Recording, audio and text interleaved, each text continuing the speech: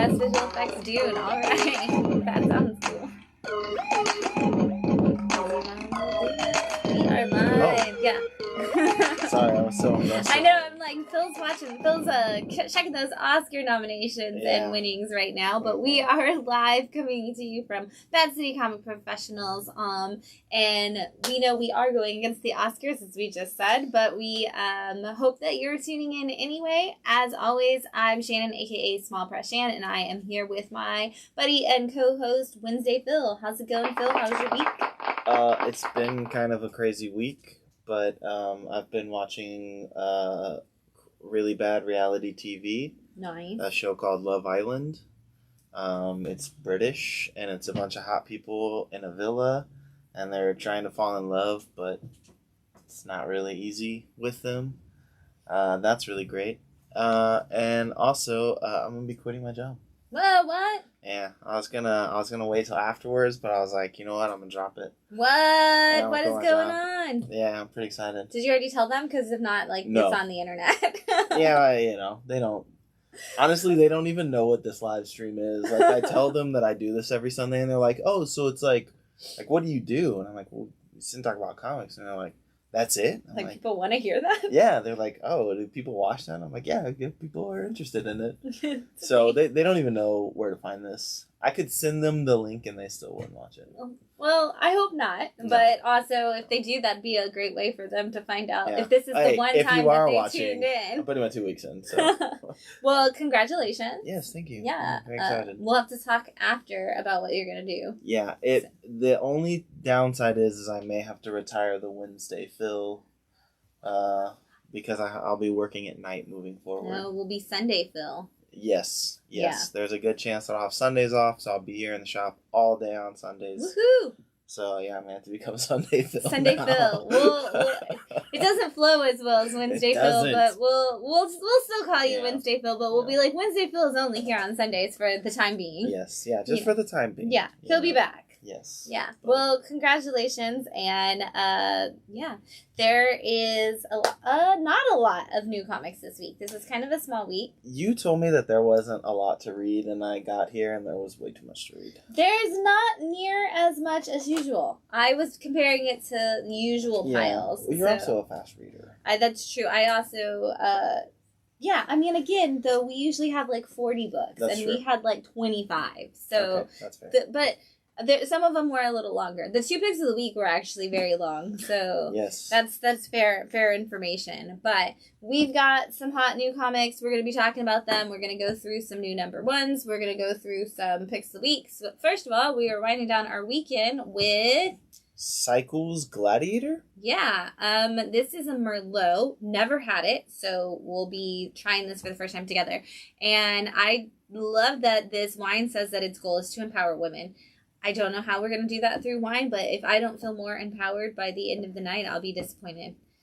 I love that it was inspired by the 19th century bicycle. Yeah, I think that's super cool. As a woman who rides my bicycle everywhere I go, I'm very proud of this wine already, and I'm going to give it a try.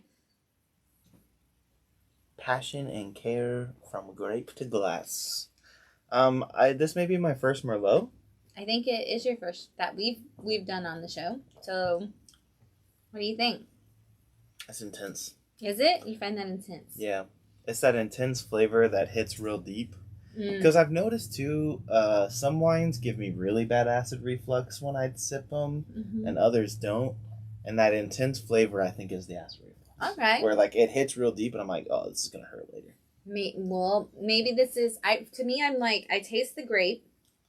Of it, but yeah, I can kind of see how you're getting the intense flavor, but not as like the spice or any of that, like a Tempranillo or any of those. But we'll see how you feel at the end. This is, like I said, Cycles Gladiator, and it's a 2019 Merlot. Look, if its mission is to empower women, then we'll drink it all night. There you go.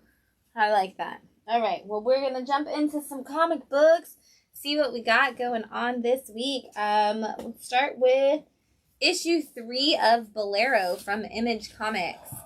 Go for it. I'm going to let you jump in. So this is the story of a woman whose name is Devon, Mm-hmm. And in the first issue of Bolero, she gets dumped by her girlfriend. Yes.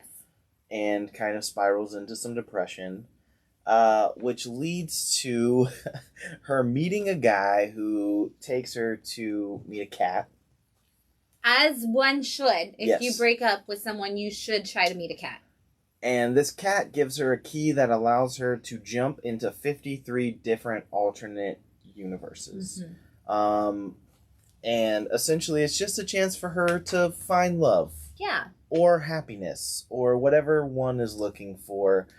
So the last issue, we kind of got like a sped up run through most of hers, and now going into issue 3, she only has one jump left. Yeah.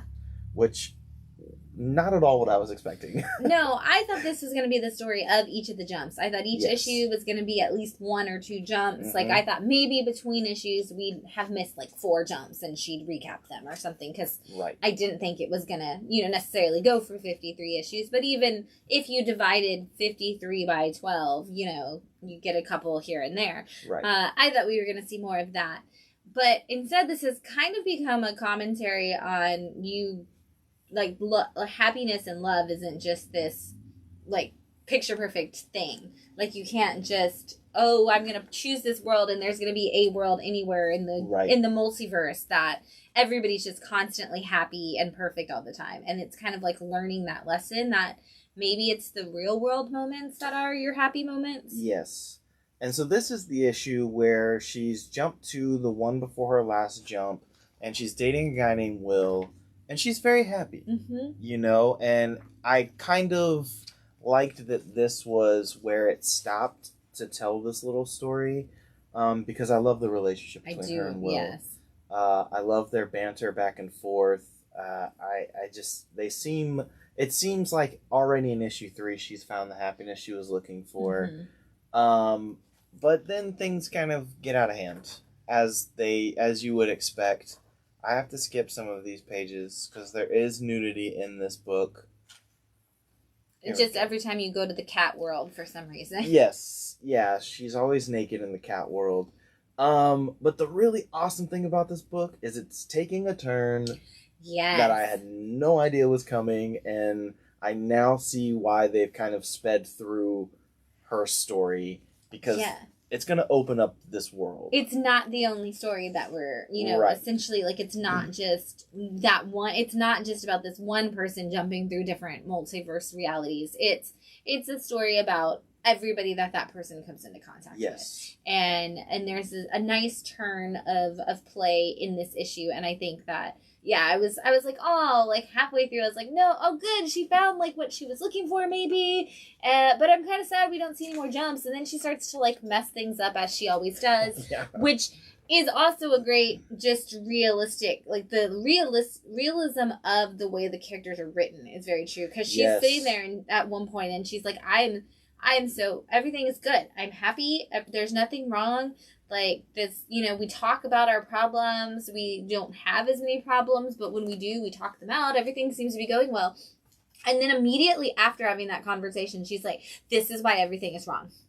Yeah. And it's like, that thing that you do where you get into your own head, where it's like, I found something that actually works, so it must be broken. Right. Like, we're not allowed to accept those, like, actual, like, everything could be okay.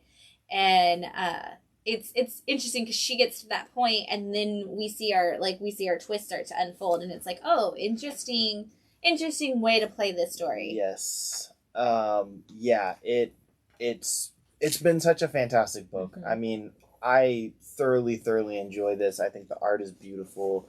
I love that they take a slight jab at people who get Deadpool tattoos. Yeah, they did. Which I was just like, okay. But I think this is a really well-written book. I think the story is beautiful. The art is beautiful. I mean, this was a book that, based off that first issue, the first half of that first issue, I was like, I don't know if I'm gonna... Oh, no, yeah, I'm gonna love this. Yeah. Yeah, this is definitely... Like, this is a book that kind of teeters right underneath being a pick of the week every time it comes out. And this is one of those books where when I put it in somebody's hand and I describe it to them, they're like, just go ahead and subscribe me to all of it and give me the whole thing. Yeah. Like, they don't even wait to read it. They're like, no, just looking at this art and hearing you talk about it, like, I think this is definitely something that I automatically want. Yeah. And I had a group of people come in from out of town this last week, and they were talking about all the books that they were picking up and everything. And then one of them comes back here and was like, did you know that there's a new issue of Bolero? And I was like, I haven't heard anybody have that moment yet. Yeah. And then, like, the other two friends, like, ran over and were like, what? There is? Oh, my gosh. And I was like, this makes me so happy. I love when people run for that new indie issue. And for this to be on issue 3 and already have people like, oh, my God, I have to get it right now. Like, it's super exciting. I love that. Yeah. Definitely pick it up. It's also slightly bigger. It's a $5.99 issue, but all of them are oversized. It is so jam-packed with story. I mean, you just can't go wrong. I'm stoked that there are people who are loving this book because I don't see much on the internet about it. Yeah. So if you are loving it, you should talk about it on the internet so other people know to love it too. Yeah, definitely. Yeah. Issue 3 of Cover of Darkness from Source Point Press. Did you just read this week? I did not, but it is on my list of things I have to read. Yes. If you have not read Cover of Darkness, this is basically the Universal Monsters stories. In modern society, we get the background stories of all of them, but we essentially our main story follows a Romani family that each of them has kind of different powers that we've heard in all of the different Universal Monster movies that the like humanistic person has as their trait. We see them each having that, and they keep crossing paths with different people from different monsters, different creatures from the Universal Monsters world, and then we get the backstory of that one. And in this one we see a couple of different creature backstories, but the weirdest, creepiest part of this issue is the two of the main, like the sons of the main characters in the last issue were picked up by a traveling circus, essentially. And we now get to see the story of the Ringmaster and this interaction of this dark circle and of circus and how they take control. And this was the creepiest Ringmaster. It was such a good, like, I was like, ooh, now I want to follow, like, just this. Because every time they do a backstory or a side story in this, I'm like, where is that going? But we did see a lot of that. We see a lot more of Dracula's story in this one, and those points. This book continues to just expand its universe, and I don't know if it's getting to some like epic point. Oh yeah, and we get that Frankenstein out. Oh my god. Everything in this issue is so good. There is so much with like the Frankenstein monster and Victor Frankenstein in this issue. This book has so much crammed into every single issue that I have no idea how they're going to pull off like just one arc, or like they're going to have to do multiple arcs. It's going to have to go for a while, and I'm okay with that. Just keep it going. I don't care. Like, go as long as you want, Source Point. I'll keep reading it. I mean, it's hard to say no to a book that's just all of the Universal Monsters kind of rolled into one. And I felt that way with issue 2, where I was like, I don't know what the point of this story is, but I also don't care because everything that's in the story itself is really fantastic. And I mean, this art, I think, is really great. It fits so perfectly with this story. Yeah, I mean, I've had such a good time with it so far, and I think it's only going to get better.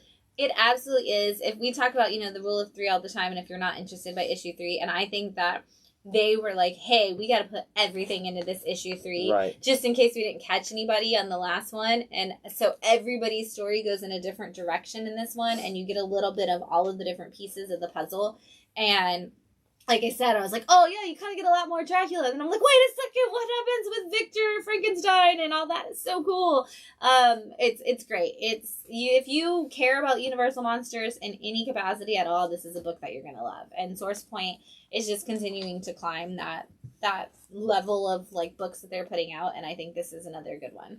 Yeah, I was surprised by it because it came out around the time with all the other vampire books.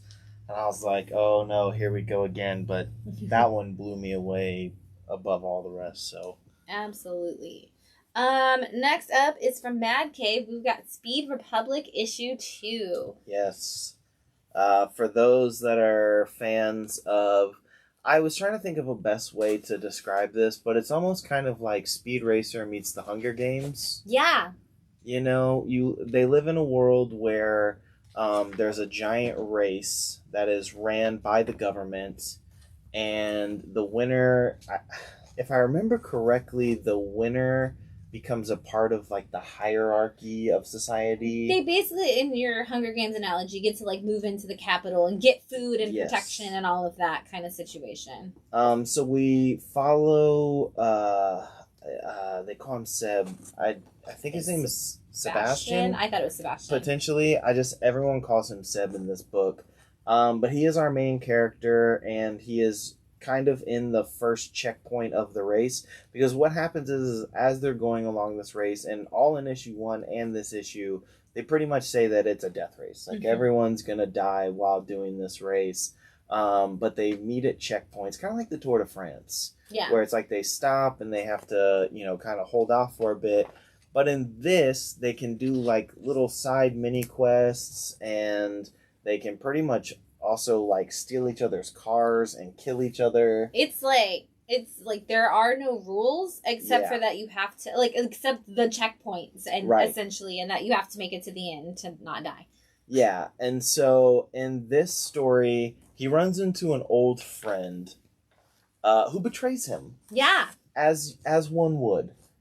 Just because he even talks about it in the first issue and a little bit in this one, where it's like, you can't really trust anyone. Mm-hmm. Like, nothing is as it seems. And in this issue is when I fell in love with the main character. Yes. When he throws the dude over the balcony, I was like, okay. Yeah, he was just like, all right, well, listen, if you're going to be that kind of guy, I'm going to throw you over a balcony. We're done. We're done here. And so this, I really like this too, because you get the backstory of the main character. You're kind of introduced to why he is in the situation. You get a little bit more about his sister, who we see in the first issue as well. I think this is a fun book. Yeah, this is a lot of fun, and it's very cinematic in the way it reads. Yes. Which I feel like has been the thing recently with Mad Cave books, because, we had Bountiful Garden, which just read like watching a massive sci-fi movie.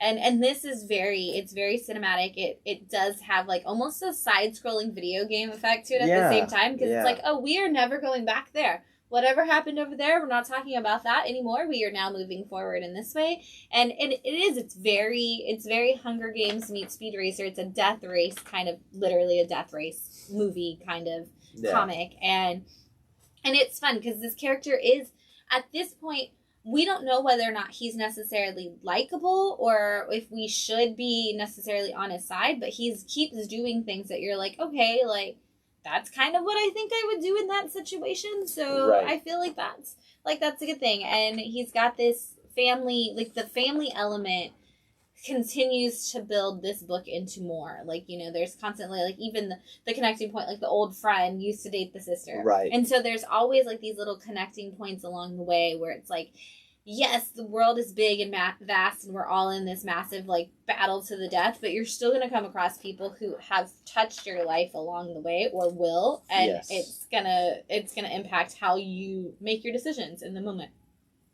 Yeah, and I think that there's so much potential here story-wise, and there's a lot of really great places they can go with it. And then, of course, in the background, you're going to have this fun race. Yeah.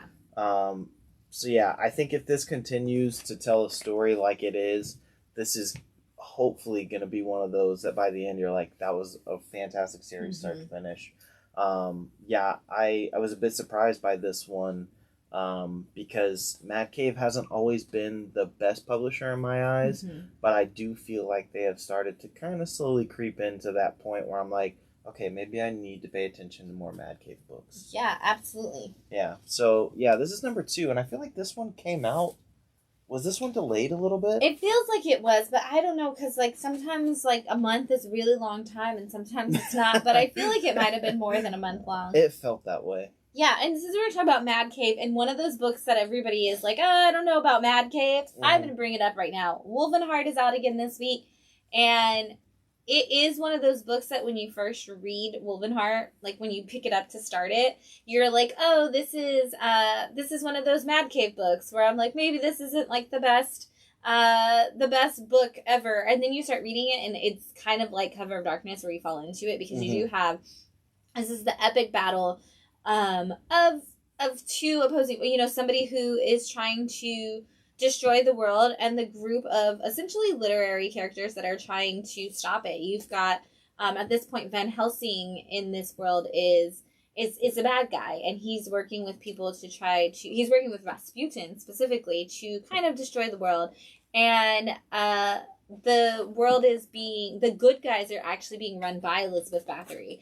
And we've seen, the whole Nikola Tesla, and they're all trying to find this portrait of Dorian Gray at this point, because it's going to have that and Philosopher's Stone are going to be the keys to, like, whether or not they can destroy the world. Like, you can't get more literary, like, if you wanted to, right. Except they did in this issue, because in this issue, they introduced two new characters who are very quintessential to their battle, who are Romeo and Juliet. Oh, wow. And they are the lovers who cannot be, who just, like, their lives cannot be ended, because they're so bound to each other that it's like, oh, like, every time they die together, and then they come back together, like, immediately.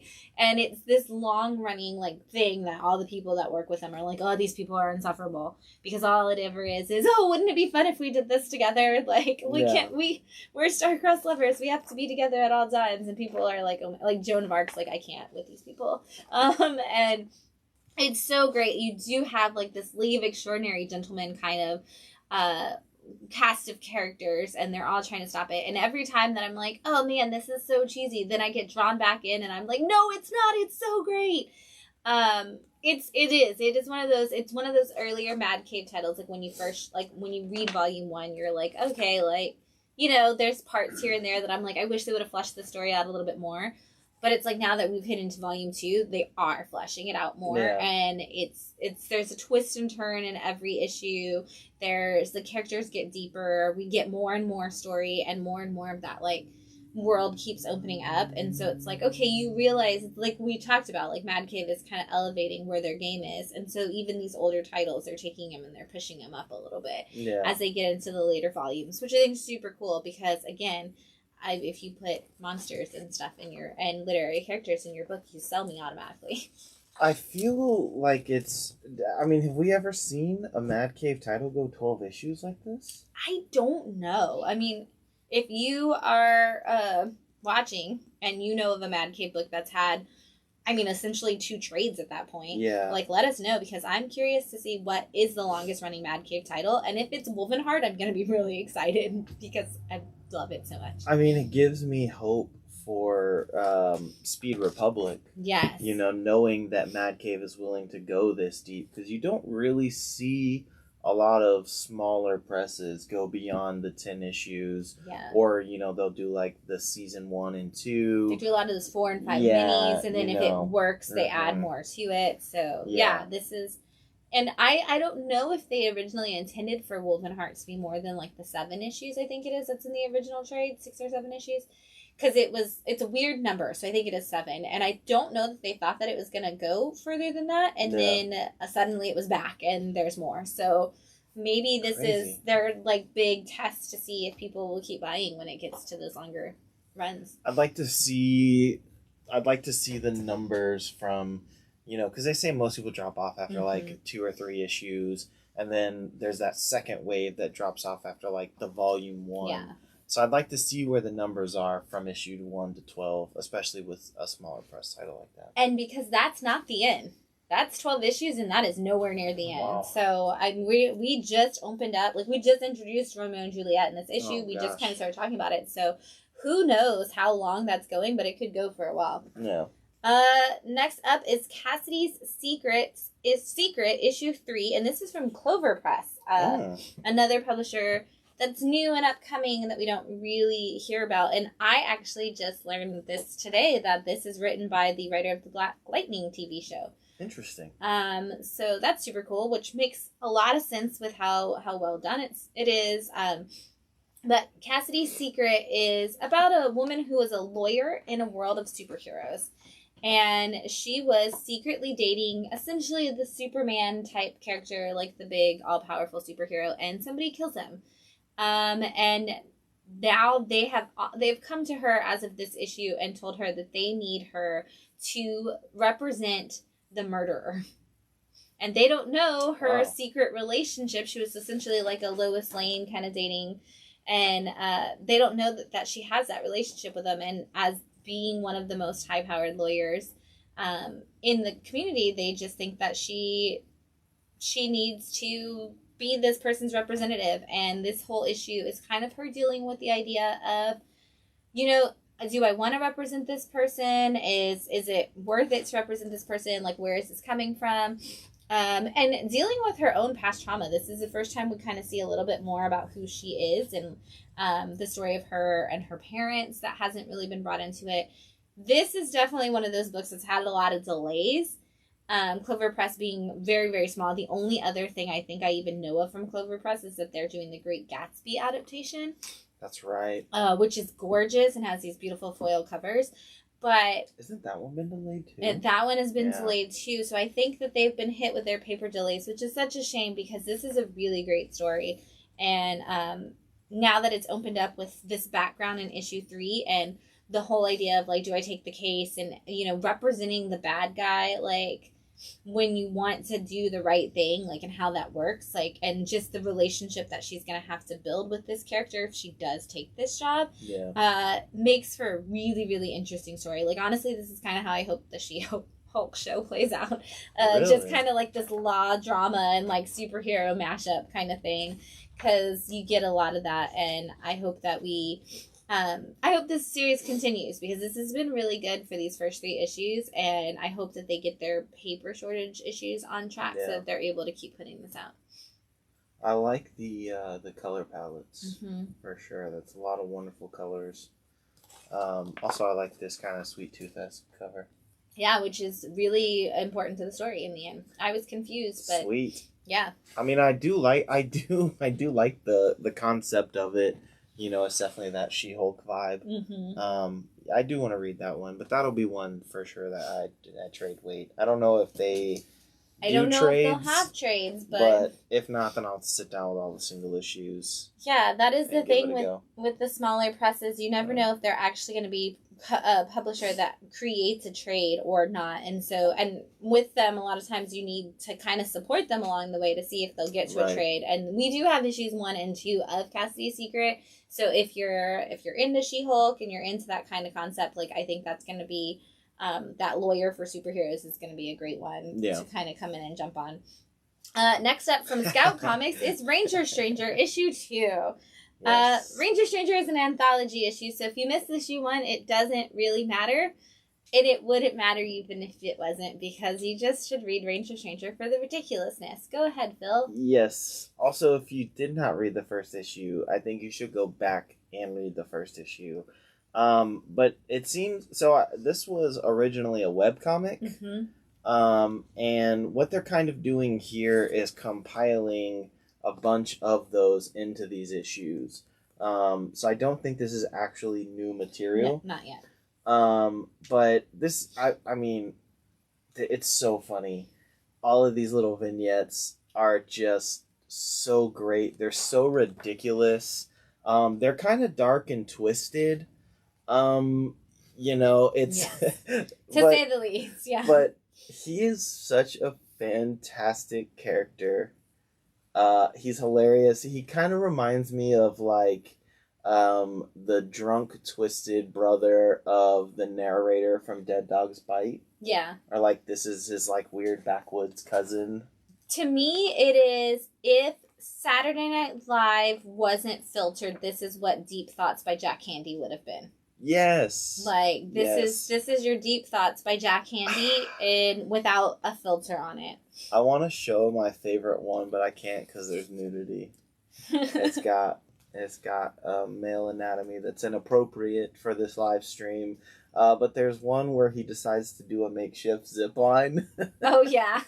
And he uses the belt from his pants And it doesn't It doesn't work end out. well. Yeah. It just doesn't end well. Some of my favorite things in these are actually the like fake ads that are in them, and I know there's one for like rattlesnake eggs and stuff too. That's like, oh, gift your friends rattlesnake eggs, like they are delicious to eat or deadly if they strike, and like all this stuff. It's super funny. I was handing this book to people in the store this week that like haven't read issue 1 and was like, hey, you should just read this while you're here. And they were like, can I buy this now? Because I feel like I need to own it and like share it with other friends. And I'm like, yes, please. It's fantastic.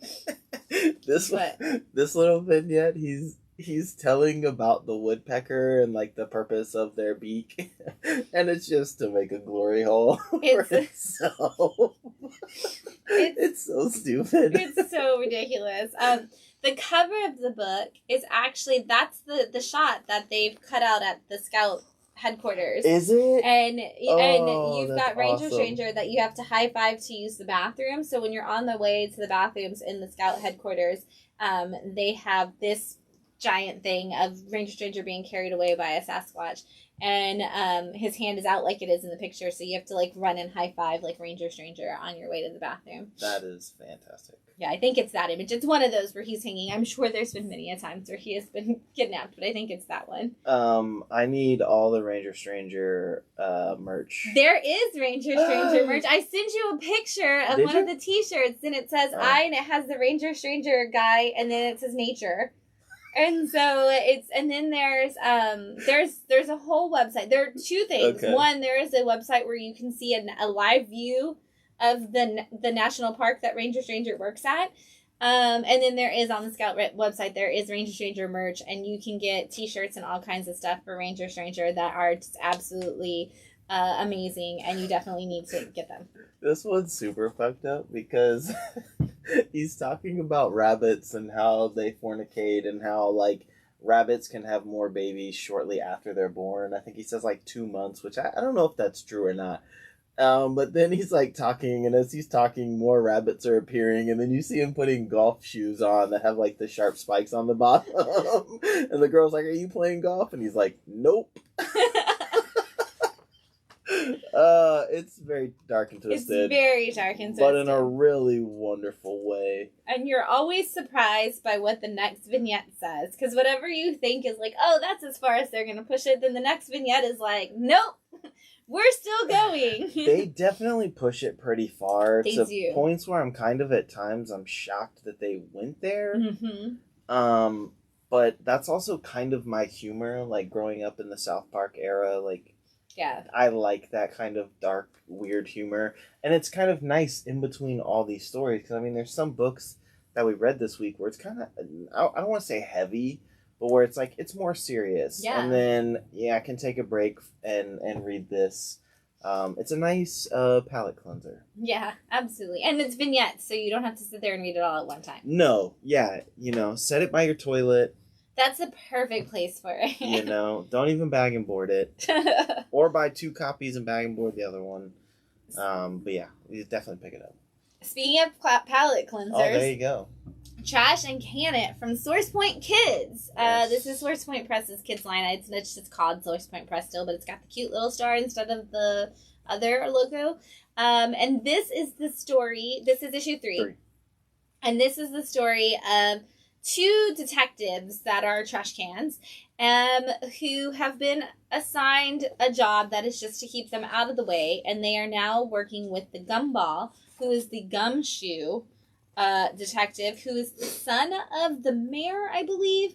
And they were supposed to be staying out of the way, but somehow they are now in the throes of the major investigation and a huge thing. This is an entirely pun-filled book. Nothing but puns. This is the biggest pun book I've ever read in my life. There's so many. It's fantastic.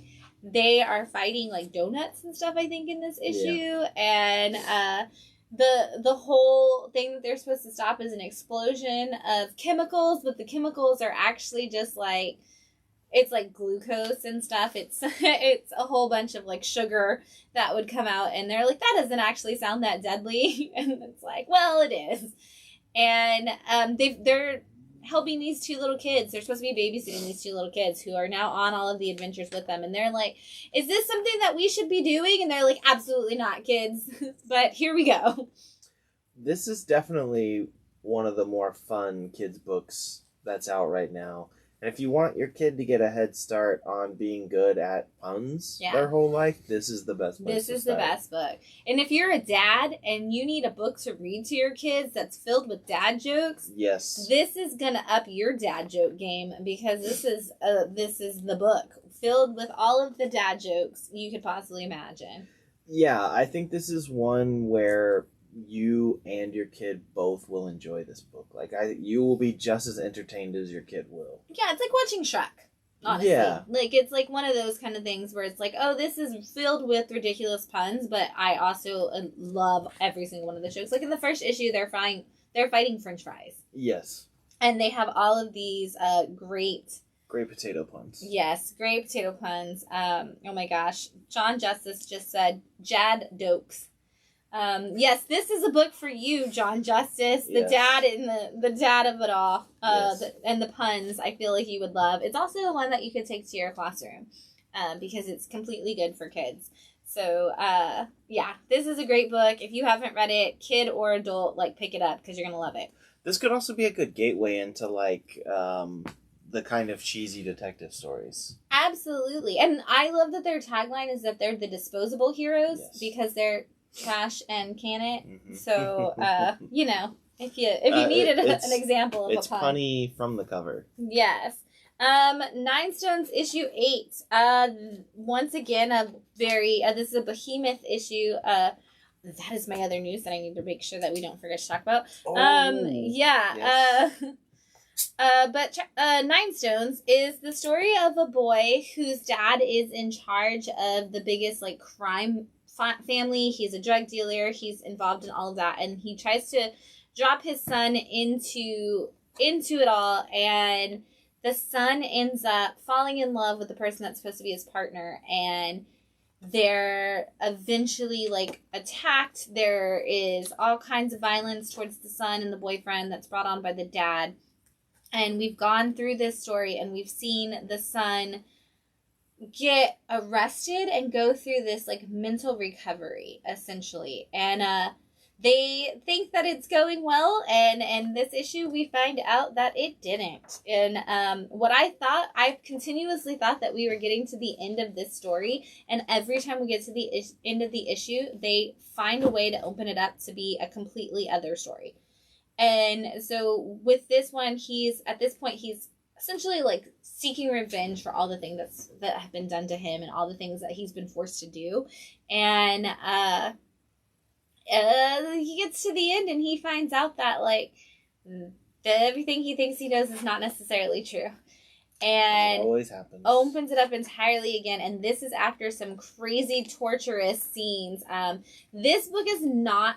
It starts out fine, but does get to the point where it might be, like, a little not faint of heart approved kind of thing. It's definitely more on your R-rated movie side. Some of the violence towards the different people, like, it's definitely, like, more like the Kick-Ass movies. Like, when you think about how violent, like, the battle scenes in Kick-Ass get, and some of those, this movie kind of gets into those levels of hardcore violence, which... it's perfectly fine for adults, but just if you see it and you're like, oh, it's about teenagers who are, like, fighting back, it's definitely not something that I would recommend. It kind of looks like a manga, kind of looks like an anime, but it's definitely on that violence spectrum when you get towards these later issues. But still very, like, emotionally charged and a crazy story, and I just, at this point, I'm so invested, I have to know how it ends. Like, in the first couple issues, I was like, first issue, I was like, I mean, give or take, but I'll read the 3, because that's, like, my rule, you read 3. By the end of issue 3, I was like, I am so invested in whether or not this works out for these kids, and then now I'm like, I just need to know what happens. Like, is he gonna, like, what's gonna happen? Did he learn his lesson? Is he teaching other people their lesson? Like, are we getting revenge? Are we not getting revenge? Like, I need to know! And this is one of those books now that ends up being one of the first books that I pull off, like, when I make my stack of books to read. Like, Nine Stones ends up, if it's in there, it ends up being one of the first ones I read. Oh, wow. Because I just need to know what happens. I'm that invested. it definitely has that TV show feel of like, oh my god, I can't wait for the next episode. Like, binge it right now. Yeah. So. It's at issue 8. Do you think it's gonna stop soon, or do you think this is gonna go on for? I thought because it's called Nine Stones, and he was like doing this thing that he was like they were making his training was like to go to the next stone, like it was like distance almost, like you know, like in like how many stones can you like pass? Okay, well you've gone past 1 stone, so.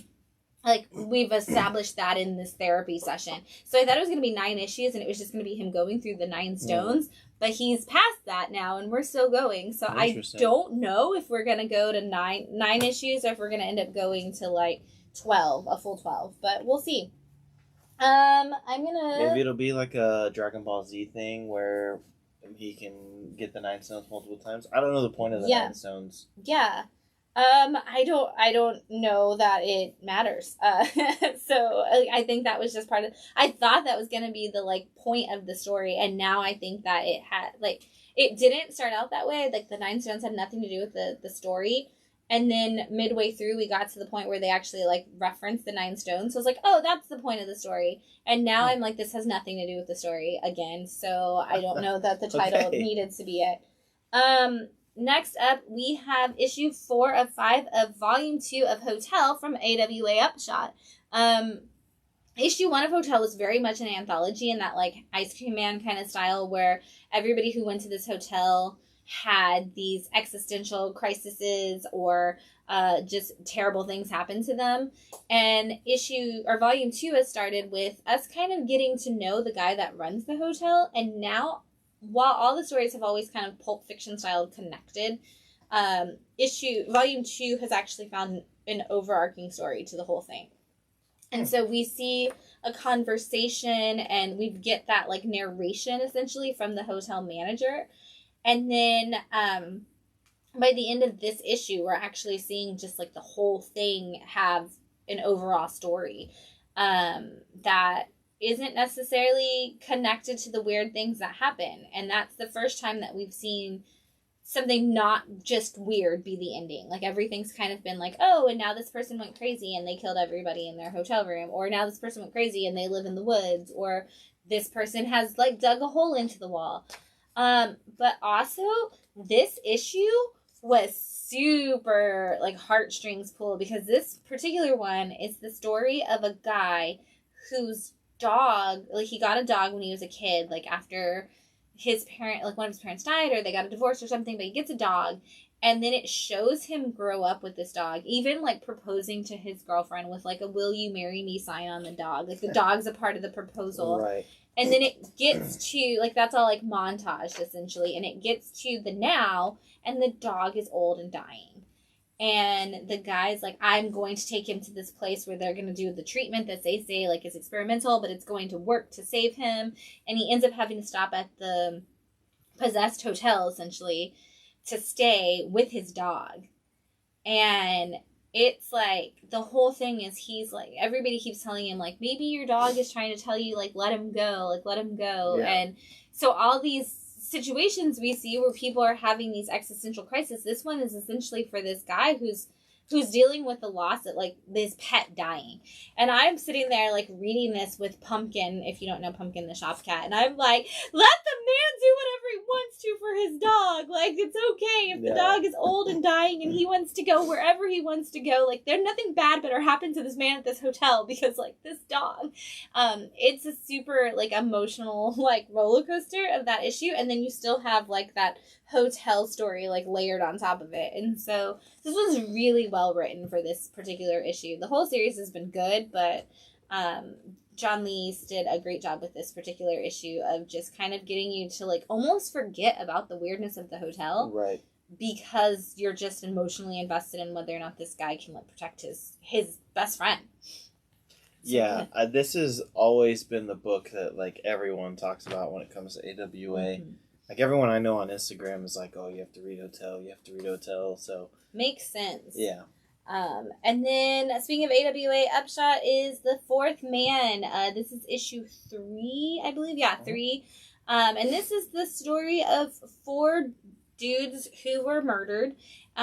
These detectives go into the the morgue, and 4 guys have been murdered, and each issue has kind of focused on a different one of the people. Like, each one is their story. You go back and you see how the person was murdered. I guess, except not.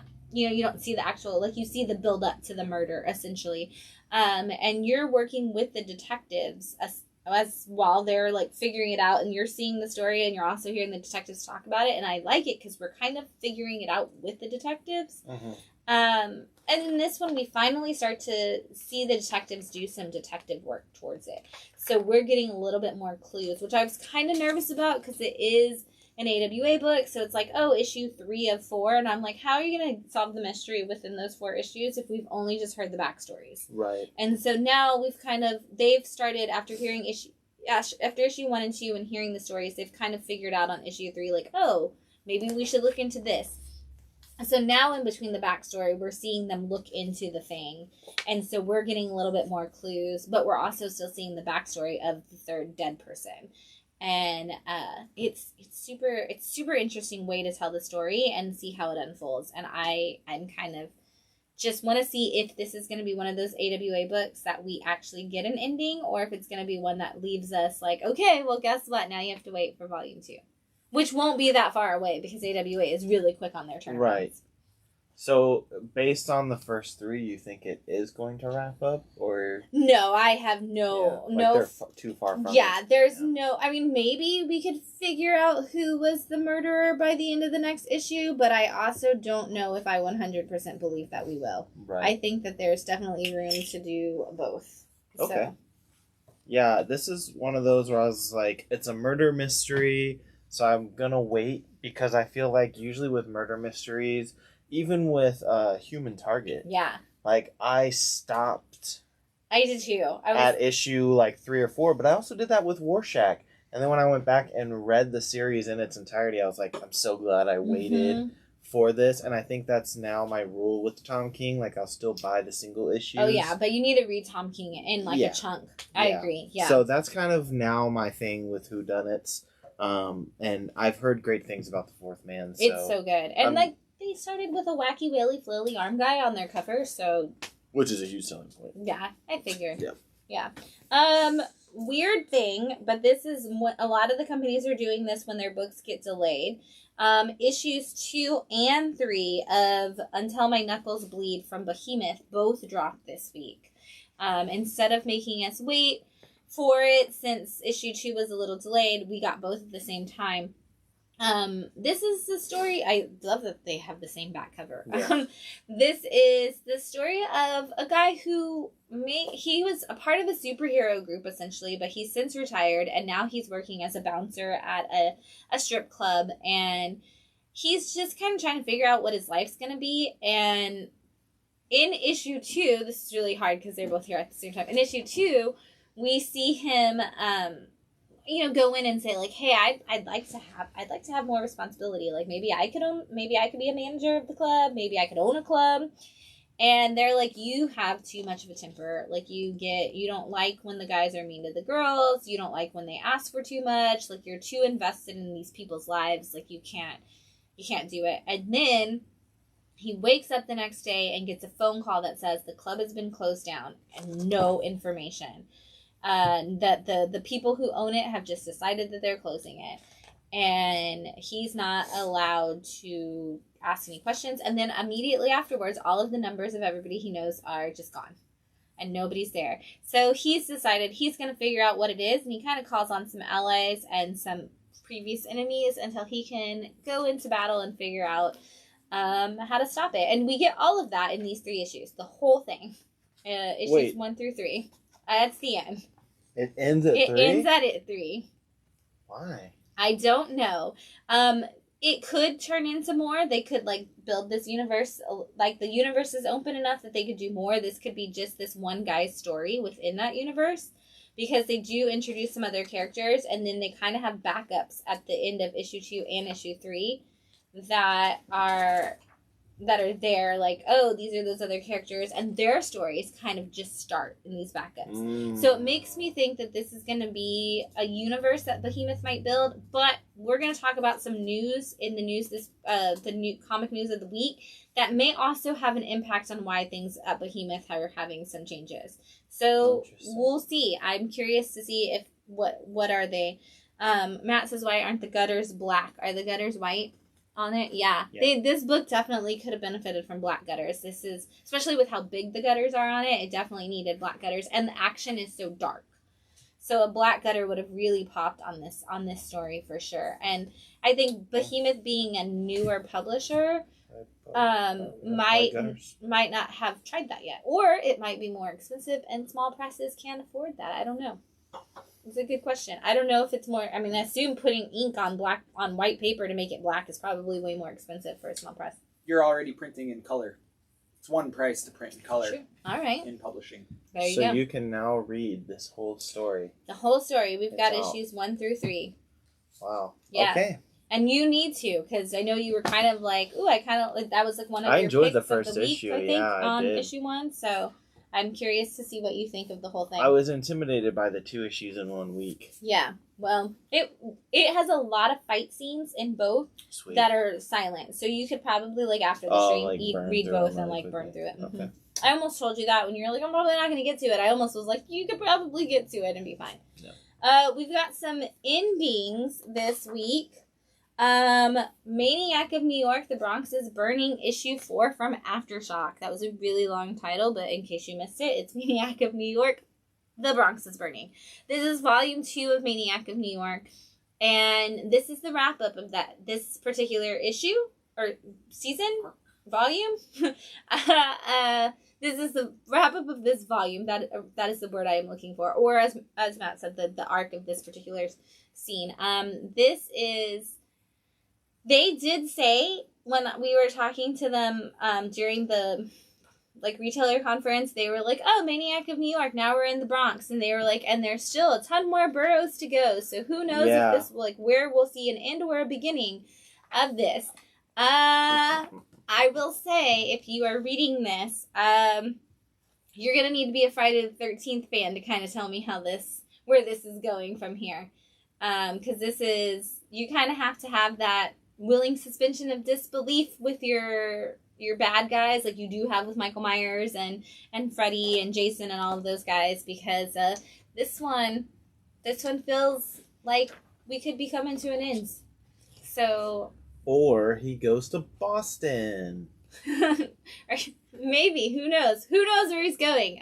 You'll have to read this issue and then comment on it and tell me what your thoughts are, or send me a message, or come to the store and talk to me, because I would like to talk to everybody who reads this volume, because I want to know what your thoughts are, because Aftershock has said we could keep this going forever, but I don't... Well, I mean, there's only 5 boroughs in New York.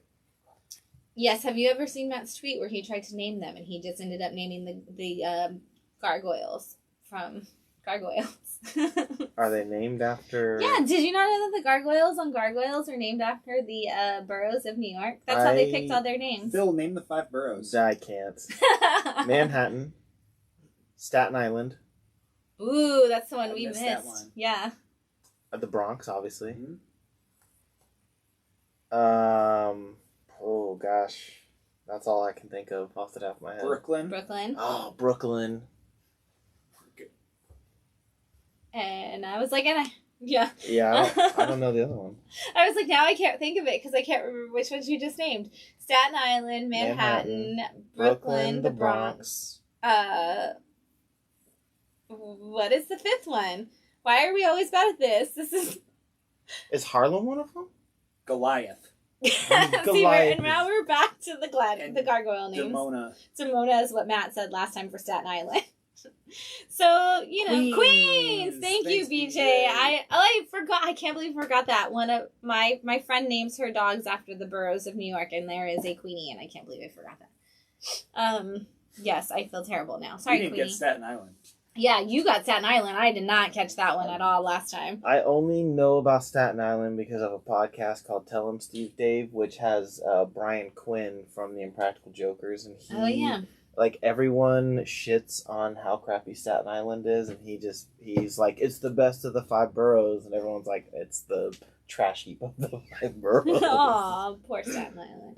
I can never remember, because like I said, my friend names her dogs after them, but she ended up naming one of the dogs Hoboken because of Nick and Nora, and Hoboken, no joking. And so now I'm like, that's not a borough, and it always throws me off because I'm like, oh, your dog throws me off. Sorry, Ashley, if you're watching. Well, sorry, Hobo. Aftershock, go to Staten Island next. Yeah, we'll see. You got to read that issue. Issue 5 of My Bad from Ahoy Comics. This is kind of feels like we hit an end in this issue, and this is one of those Batman stories that has nothing to do with Batman. It's from Mark Russell. It is wonderful. This is possibly my favorite Batman story ever. But this is actually, at this point, no longer even following the superhero. The Chandelier. Yes, the Chandelier, who is our Bruce Wayne / Batman kind of guy. But it's 60s Batman, so expect more of the Adam West style versus... You know, your dark, brooding Batman. This is the more kind of fun, goofy Batman. But yeah, I mean, this is just a great little kind of fun way to poke at the superhero genre. It's written by one of the best comic writers out there right now. Absolutely. And it's so hilarious because these characters are so stupid. Like, the fact that there's a character called Rush Hour... He's my favorite. Literally only goes out to stop traffic-related crimes from happening. Like, if he could pass by, like, heinous crimes, but if it is not traffic-related, he's like, nah. No, it's not my job. And at this point in this series, he was in a trap that was made by Emperor King, who is the ultimate bad guy of the world. And the trap was made for the accelerator, and Rush Hour accidentally fell into it, and through their time, they became best friends and roommates. Through the time of this trap, and now this is them kind of turning over a different leaf for both of them, and just kind of in growing that friendship and trying to make a difference in the world in a different way. And God, I love this book so much. And so it's kind of like they were the backup story, and I guess enough people were like, this is so good that actually is what the entire issue is about. And it kind of brings all of them together. But I mean, if Ahoy Comics is going to put out a Rush Hour action figure, I'm going to buy it. Hell yeah. Because as much as I love the Adam West style character of the Chandelier, Rush Hour is just so absurd. It's hard to not want to just continue to read his story. I just want a full-on Rush Hour book. Like, listen, Mark Russell, if you're watching, like, we want a Rush Hour book, an ongoing Rush Hour series. I'm here for it. And if that is the case, where so many people were like, I need more Rush Hour, this could be the opportunity, because I will say on the cover, it says this is your last chance to get on the ground floor of the important new superhero universe. So there's a good chance that this could spin off into a Rush Hour series. Maybe he does a whole run of just a Chandelier or Emperor King. Like, there's potential. There is so much potential for this world. As with anything Mark Russell does. Everything that he does starts as this like little beautiful nugget and then grows into the most wonderful universe ever. And I want to live in all of them and not go anywhere near any of them all at the same time. Yes. Yeah. Like, as a reader, I want to live into them. As a human, I want to never go into any of them at all. I want to live in a world, though, where we get a different Mark Russell book every week. Yes, that is the world. Which, speaking of, I just ordered the next issue of Deadbox, finally, last Monday. You know what's crazy? We were sitting here talking about Mark Russell, and I was like, when was the last time we got a Deadbox It issue? has been a very, very long time. Vault got hit really hard with those paper shortages. As you've seen, we don't really talk about a lot of Vault books. That is not for lack of loving Vault. It is because we don't see a lot of them coming out. But they are finally going to be coming back with Deadbox. I just ordered it on Monday, and I cannot wait because that book is so good. Yes. Yes. But check out My Bad. Yes, please do. Check it out. It says you'll regret not buying this comic, and I agree. Yeah. 100%. 100% agree. We've got some new number 1s coming out. This is Roarin 20's World's Fair. This is listed as a one-shot that at the end says to be continued. Yeah, which is so weird to me that they decided to go this route, unless it's going to be very similar to this issue where you can say it's one story, kind of one and done with how it goes. I think this was the introduction of the characters, and yes. then maybe when they wrote the book, they realized that there wasn't enough intro to the characters, so they went back and did like a one shot that doesn't really connect. But I think this introduces all of our essentially superheroes for this universe, or heroes to this universe. Which is kind of weird, because if that was the case, they rushed through all of their origins way too quickly. Like, I understand, so this is, there's 3 superheroes in this book. You have a caveman named Gruh. A stunt actress named Nancy Clover, and then a time-traveling woman from the future called Palace. I've never been able to say that word correctly. Halcyon? Halcyon. There you go. I can read. But so you have these 3 characters, and they're all kind of like thrown in very quickly. Mm-hmm. And you kind of just get these like very rushed explanations for what's happening. But this is set in the 20s at the World's Fair. Nancy is filming a movie there. And all of a sudden, dinosaurs show up on the scene. I'll go to the dinosaurs. Dinosaurs show up on the scene at the World Fair and start attacking everyone, Jurassic World style. And these 3 unlikely characters kind of come together. I love Nancy so much because she is so mad that she came to be a stunt woman and she wanted to be a badass, and everybody just keeps treating her like the little lady and the damsel in distress, and she immediately on set, like, the bell rings and she's like, why am I always the damsel? Mm-hmm. Like, when am I going to actually get to do some superhero work? And they're like, well, that's not what we do here. And she's like, well, then maybe I should do my thing somewhere else. I'm personally a favorite of Gruh. Yeah, that sounds right. The simple man. The simplest of mans. But no, I actually really enjoyed this issue. Yeah.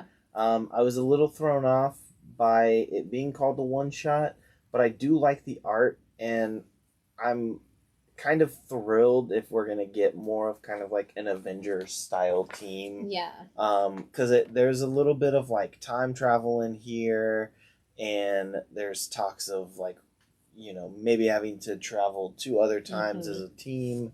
Yeah, it sounds like we're going to be traveling a lot, so I'm curious. And I think, I just said maybe it's because they didn't have the exposition of naming the characters. We might have it be the opposite end. It might be that when you get to issue 1, it was too much exposition, and they thought we needed to start with some action to, like, entice people in. I don't know. I'm curious for issue 1 now of whatever the series is actually going to be. I'm assuming it's called Roaring 20s.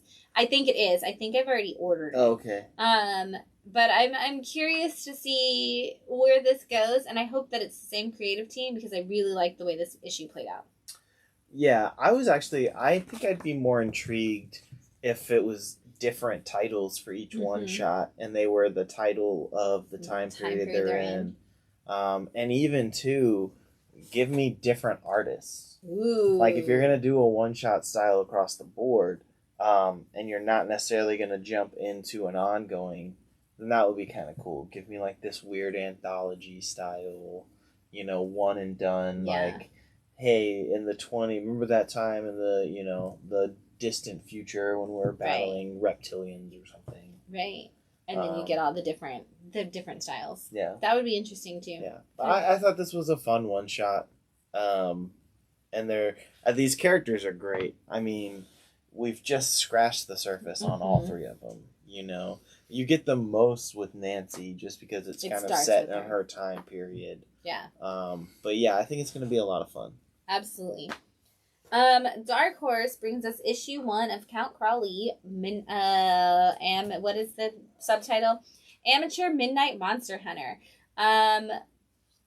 Is it Count Crowley was a TV show? 80s? 90s? When was the TV show, Matt? I think you Never heard of it. Oh, I thought you had, because it was like a Missouri and Midwestern thing, and I've heard you talk about It's called something. Count Crowley? Yeah.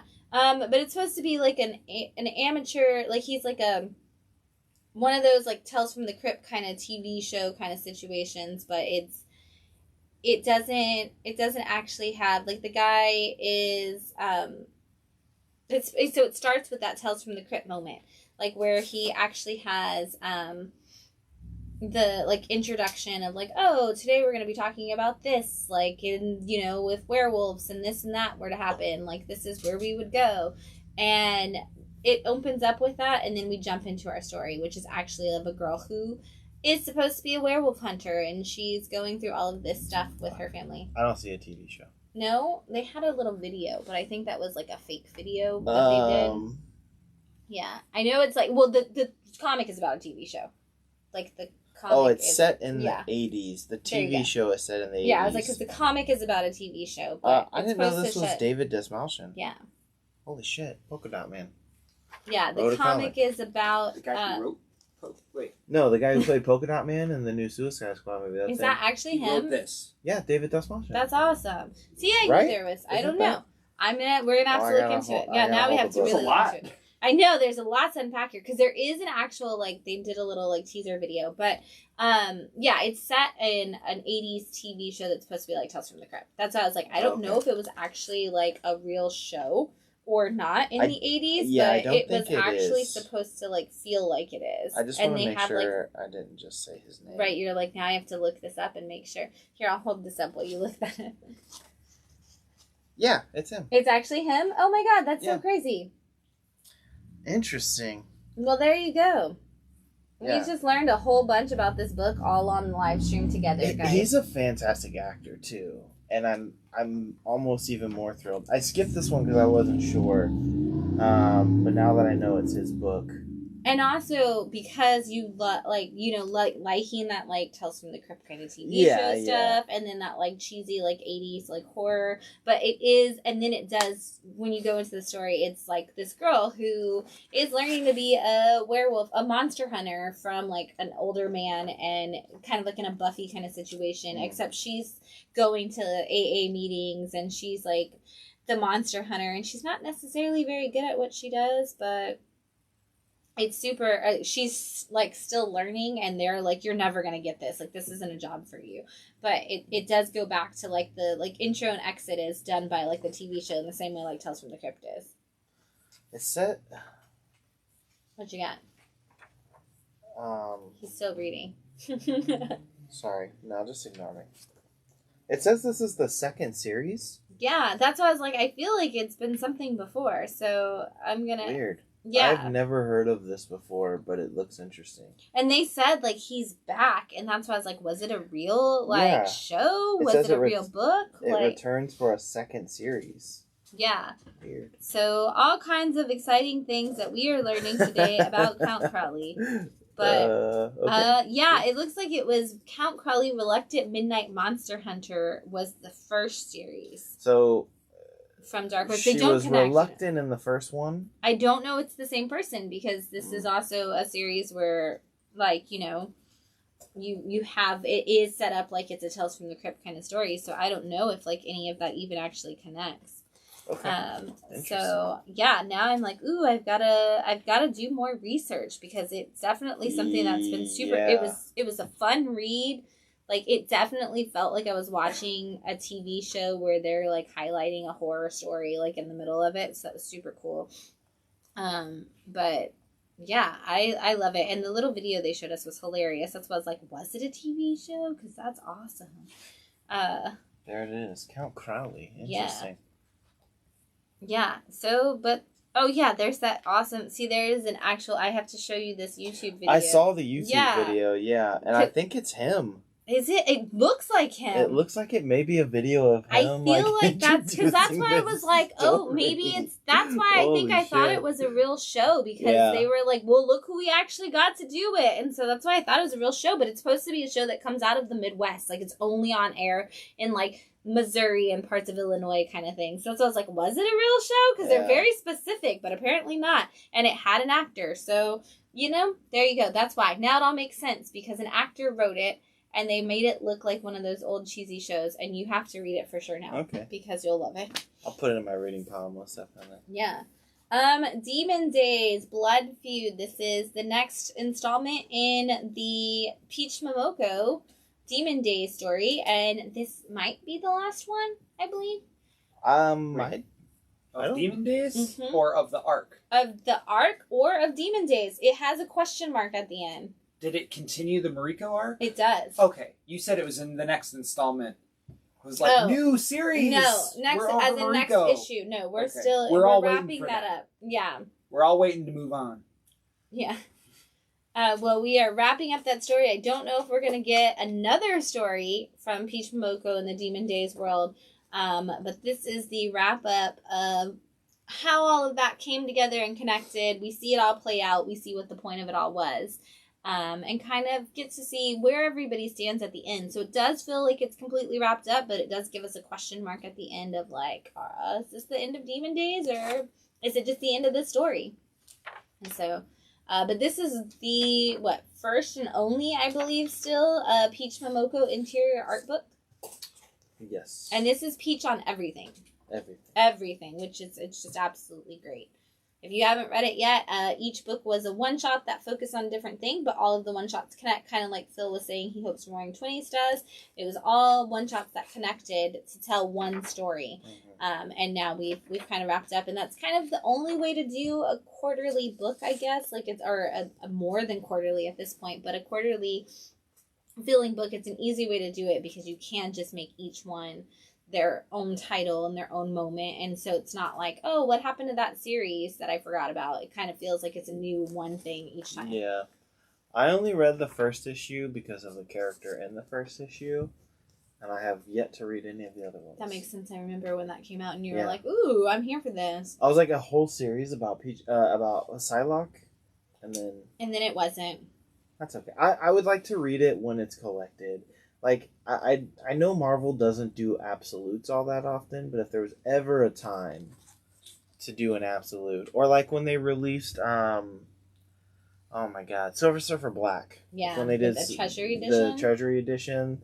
If they put out one of those, that's the one I'll get. God, that Silver Surfer Black Treasury Edition is gorgeous. I am just happy that finally the rest of the world knows of Tradmore and how talented of an artist he is.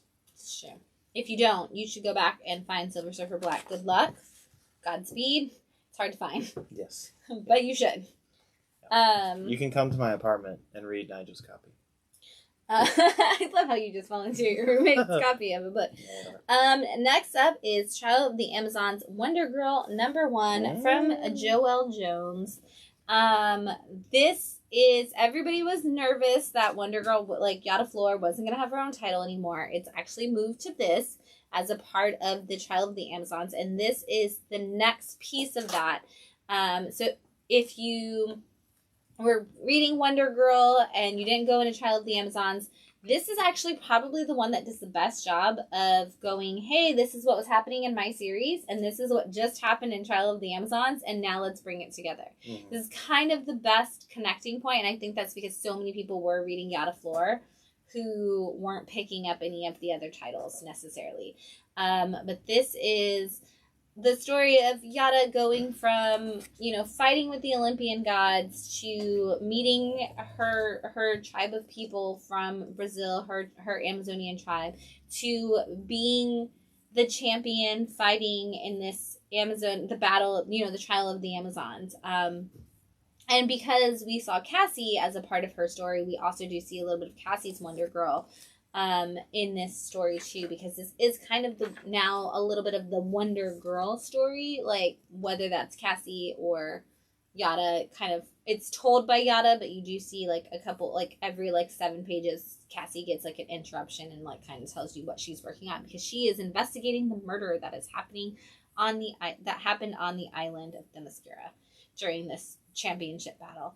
But I absolutely love this because Yada Flor's personality continues to be great. There is a scene where she is talking about her first dinner on the island of Themyscira, and she's having a conversation with Hippolyta, and Hippolyta's like, oh, how do you feel? That's it right there.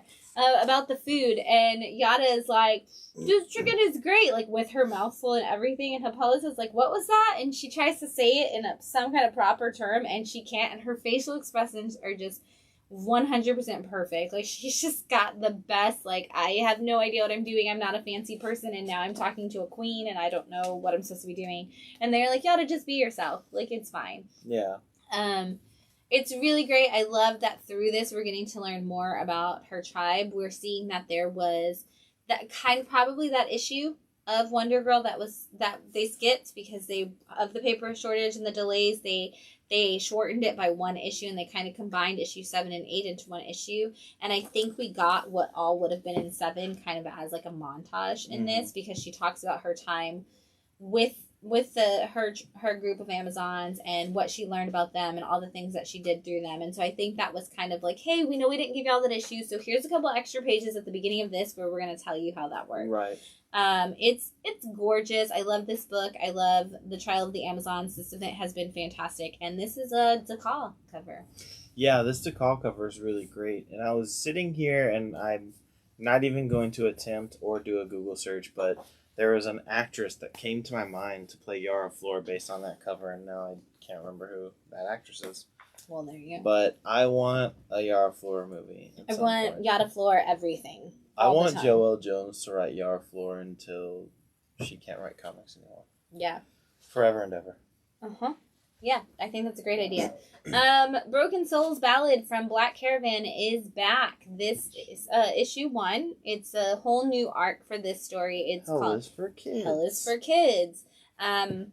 Broken Souls Ballad is one of those titles that we've had in the past. We do have volume 1 of the trade.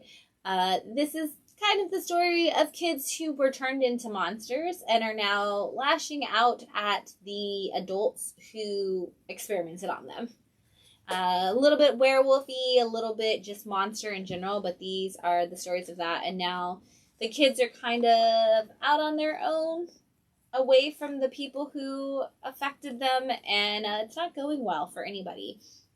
Not sure if this is going to be one of those Black Caravan titles that continues as single issues or goes into the trade, which I know with the last volume of with Broken Souls Ballad, we thought it was going straight into a trade, and then it did, and then issues came out still. Yeah, which was weird. Yeah, so you got a little bit of both. It's like it got so popular that they ended up keeping it in single issue form, but they also put the trade out. So I'm not sure what the direction is going to go in for this one, if it's going to go straight to trade or if it's going to continue in single issues. But I definitely think Broken Souls Ballad is one of those crazy, off-the-wall Black Caravan dark books that if you like all of the gritty horror, this is a book that you should check out.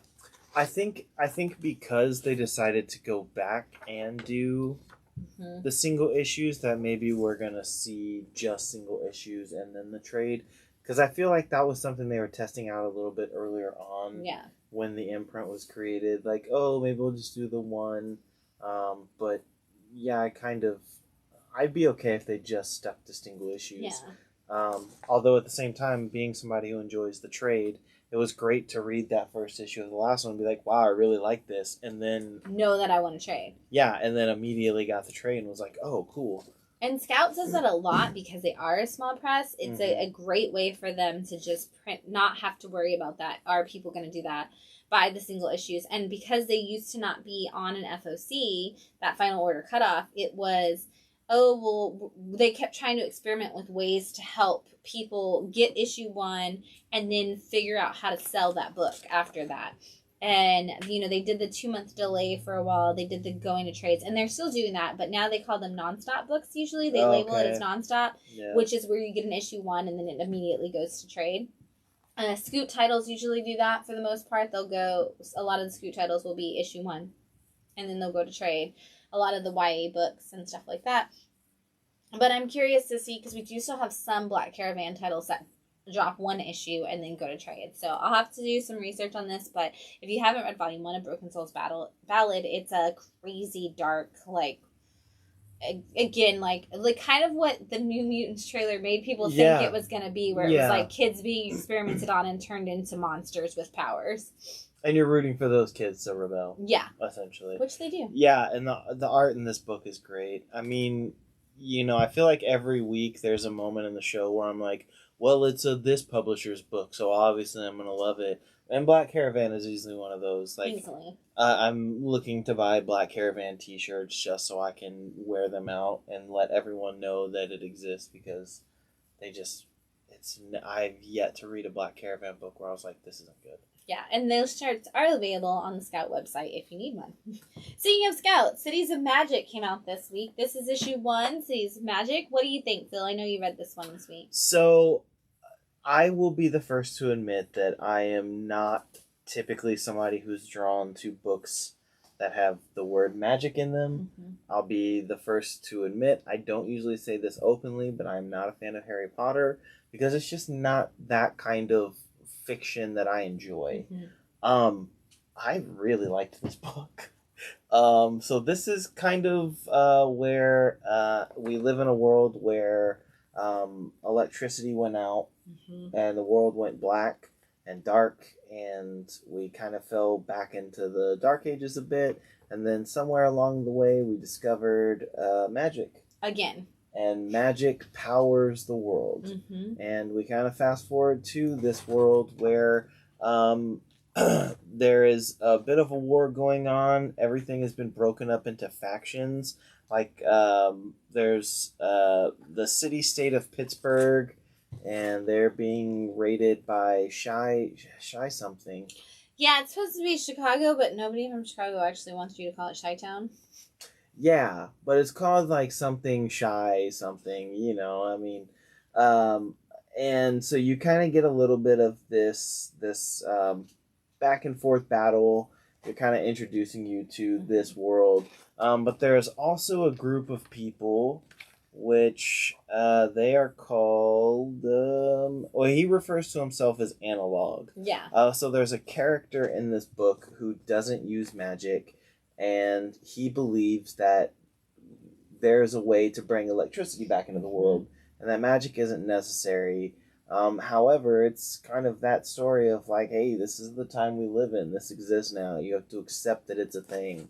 Kind of like the internet, But I love it, too, because he comes into this like magic shoe shop, and the lady's talking about all these magical shoes, and he shows her a picture of like a really badly drawn Nike logo, and she's like, what is that? And he's like, oh, that's what they used to call a logo. And she's like, a logo? I don't know what that is. What kind of magic is that? Yeah, and he's like, no, it's not magic. So I think it's great that this main character that we're kind of introduced to is one, a fan of Nike tennis shoes, because they make great shoes, but also I like the fact that he's analog, like he carries a gun. Yeah. So I didn't know where this book was going. I didn't see this in previous catalog or anything, but this issue kind of ends with something bad really happening to our main character. Yeah. And kind of thrust into this adventure that I don't think he was expecting.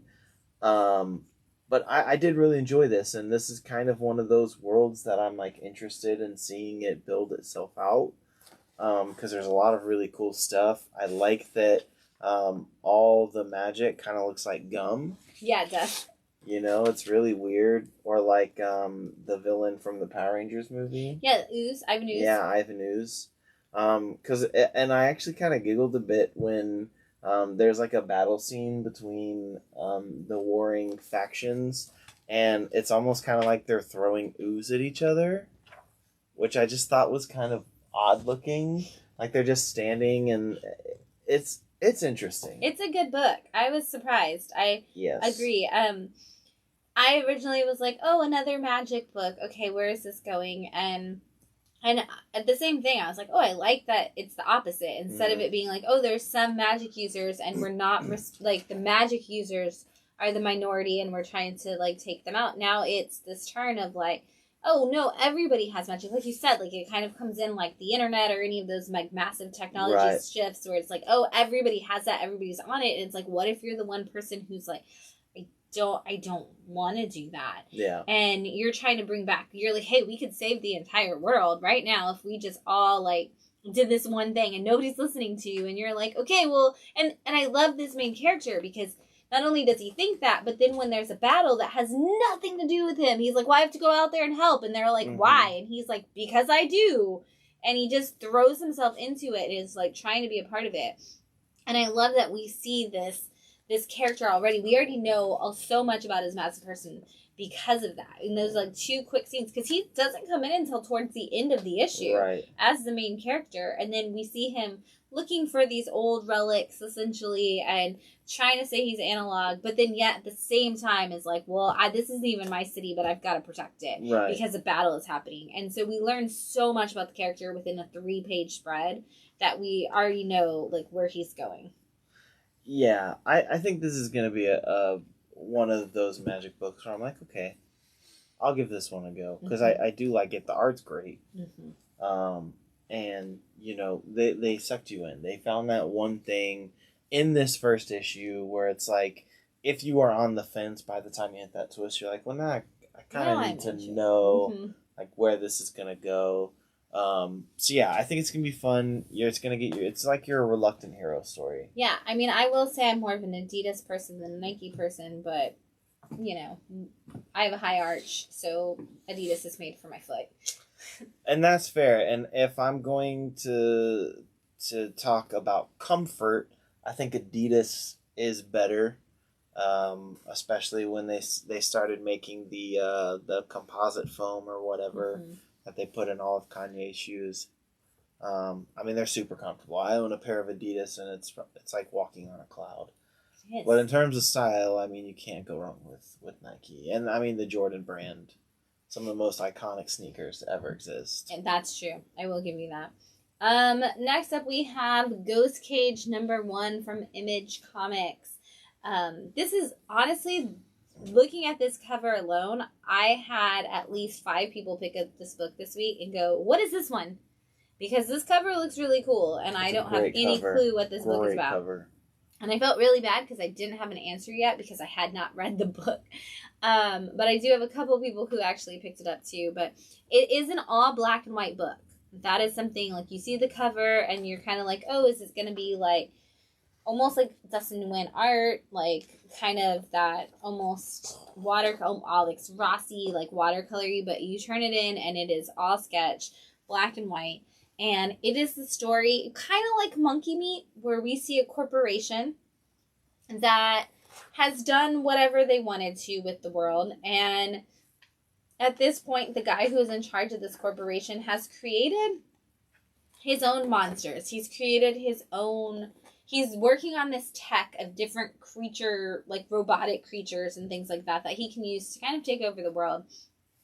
And he wants to run an experiment, and he ends up there's like an alert and everybody has to leave the building. And you've got this one person who works in this building who's like, but this could be my chance to get ahead. If I just keep working, even though we're in a dangerous situation, maybe I'll get ahead. Maybe they'll promote me. And so that one person is chosen to come work on this special project by the creator of the company. And that project is to help Sam, who is the robot, get through all of the challenges that have been laid out for them in this massive corporation. And we see all kinds of different, like, we've got water monsters, we've got electrical monsters, we've got all different things. We go through a couple of different trials in this particular issue, and we know that we're being set up that there's going to be more issues that were more trials that we're going to be facing in the future. But this it's kind of like Monkey Meat does.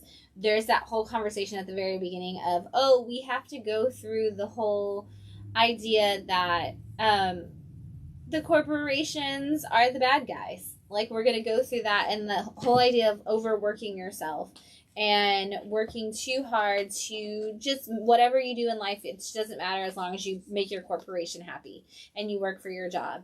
And so this book kind of hits on that at the very beginning, and then it goes into the idea of him kind of like, oh, I'm working for this, but I also maybe am you're not treating people the way you should be treated, and you're not treating this creature that you've created the way you should be treated. And it's like, yes, I want to get ahead at work, but maybe I need to start looking at how you're treating people. Because, like, the guy that owns the company never learns the main character's name. He keeps calling him a different thing in every scene. And he's the only one working on this project, and yet he gets called that. Really cool. The mascot of the company is a little ghost, and it follows him around and just kind of pops up like a Miss Minutes kind of thing, and it's like, oh, you should be doing this right now, shouldn't you? And really fun. If you like kaiju stories, you get a little bit of that. If you like monster stories, you get a little bit of that. But overall, you get kind of this one hero that doesn't have any power, that doesn't have anything going for them, that's just like that lovable loser who's like, well, I just want to make more money. I just want to do my job. I just want somebody to recognize that I'm doing something. Right. Actually helping out this one creature that could be the person that saves everybody or destroys them all. We don't know yet because we're only on issue 1. I mean, this art is stupid fantastic. Yeah, I'm kind of sad you didn't get to read this one this week, and that's on me. I should have told you to start there. It's Nick Dragata, which I've always been a fan of. It's drawn very much like a manga. Mm-hmm. And the line work is just so impressive. I gotta be honest, I'm gonna read this. There's no doubt in my mind that I'm gonna read this. But I was so entranced by the art, I didn't even hear half the story you were talking about. That's fine. Because I was like, this art is just like, this is the kind of art that I want original. I want the original art for this. This art carries this book the whole time. There's so many pages that are that don't have any dialogue on them, that are just fine. Like, let's just look at the art and the emotion. Actually, can you go back? You just were on this, like this, the way that they draw the emotion on this like third panel, Matt, is it's so good. Like, you know what this character is feeling, like just in that little facial expression of like that close up of like, I can't do this. And you get that, and I think that's such a cool thing that they're able to show that just through line work. And that's something that's really popular in manga, because there's a lot of real world stories. But that's one thing that I've always enjoyed. I mean, this, oh my gosh. Yeah, you're going to have to. This may be one of my favorite drawn books this year. Right, this is Phil's pick of the week without even reading the book. Yeah, I mean, this art is just spectacular. I always save the ones that could have been picks of the week and should have been picks of the week towards the end, right before we get to picks of the week, and Phil is throwing that in there. Look at that page. Proving that. This is an artist that maybe the story is mediocre, but what a flex on the art. I don't even know if Nick Dragata's on Twitter, but I'm gonna tweet this fool afterwards and be like, you may have the best drawn book. It is in contention with Mega. Ooh, that's for a good point. My favorite art of the year. And we're only 3 months in, so. Oh, hey, all you artists out there, this is the bar. In my opinion, this is the bar. There you go. Ooh. And lastly, in new books, and also books that were like probably really close to being in that picks of the week moment. Yes, yeah. Because Ghost Cage and this follow-up, Frankenrocker and the Jailbait Punks. These are other from Bad Kids Press, who we've talked about every week for the last 3 weeks. Yeah, there was a book last week. Yeah, last week was Stealing Oz. The week before was Cheap Tricks. Mm-hmm. So, good job, Bad Kids Press, for coming out strong with 3 books immediately that we're talking about. And this is Frankenrocker and the Jailbait Punks, which we were turned on to by Chad, who may or may not still be in the comics. He pre-ordered this. Technically, no. I also saw it in previews. You did, but Chad pre-ordered it previously to previews. He saw somebody talking about it and sent me a message. So he's like hipster. I'm going to give him his hipster moment. He definitely is. He heard somebody talk about it and sent me a thing and was like, I think this is in the next previews catalog, and then sent me the previews link when it came up. This book is ridiculous fun. If you enjoy the art style and ridiculousness of Heavy Metal Drummer, and you're like, gosh, I wish there was more just like this or similar to it, this is that next book for you. This is the alien invasion of Heavy Metal Drummer before they actually hit their footing. Yes. I'm pretty sure. Yeah. So there is a war going on between aliens and reptilians. The aliens cannot compete, and they must call upon the bravest warriors in the universe to fight this battle. And so, of course, then it cuts to here you go, Frankenrocker and the Jailbait Punks, which is a punk band led by Frankenstein's Monster. Yes. Which sold already. You had me at Frankenstein's Monster. Yeah. And so it's kind of them playing their show in front of 40 college kids, is what he says. And it's great because throughout this issue, and I like the way it's done. So he's kind of there's a lot of the inner monologue from Frankenstein's Monster, and he's kind of talking about how he's been in the game for a minute. Mm-hmm. He doesn't really like the public eye.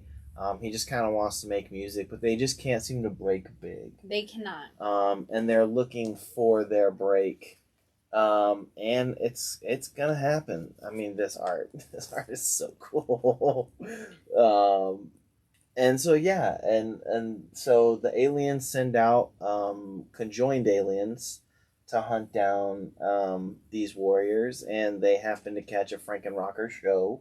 And I love it because, you know, it's just punk rock. Like, they go in and they're like, there's people hitting on the girl in the band, and they're like yelling stuff, and she kicks him in the face and is like, get out of here. And they're like, this must be the greatest warrior of all time. Oh my God, I can't believe we found them. And I'm like, yes, I love this, because it's all they're doing is being punk. But one of my favorite things in it is that Frankenstein's Monster, who goes by Adam, which is contestably one of the names that people always give to Frankenstein's Monster. But Adam is just like, I just want you guys to take this seriously. Like, we're in a band, we got to do that. And I love that that's his thing. Like, that's his character, is that he's the front man of the band who just wants them to take the band seriously, and everybody else is like, dude, we're just here to like get famous and make cool music. And he's like, but you have to practice and you have to do this. And so I love that you have like the one guy who's like super into that, and then suddenly now we're fighting monsters apparently.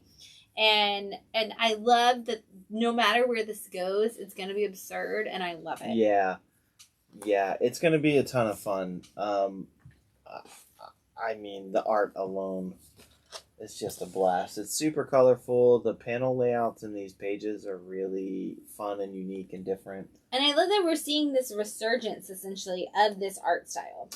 It's about time. Everywhere it is right about now. time.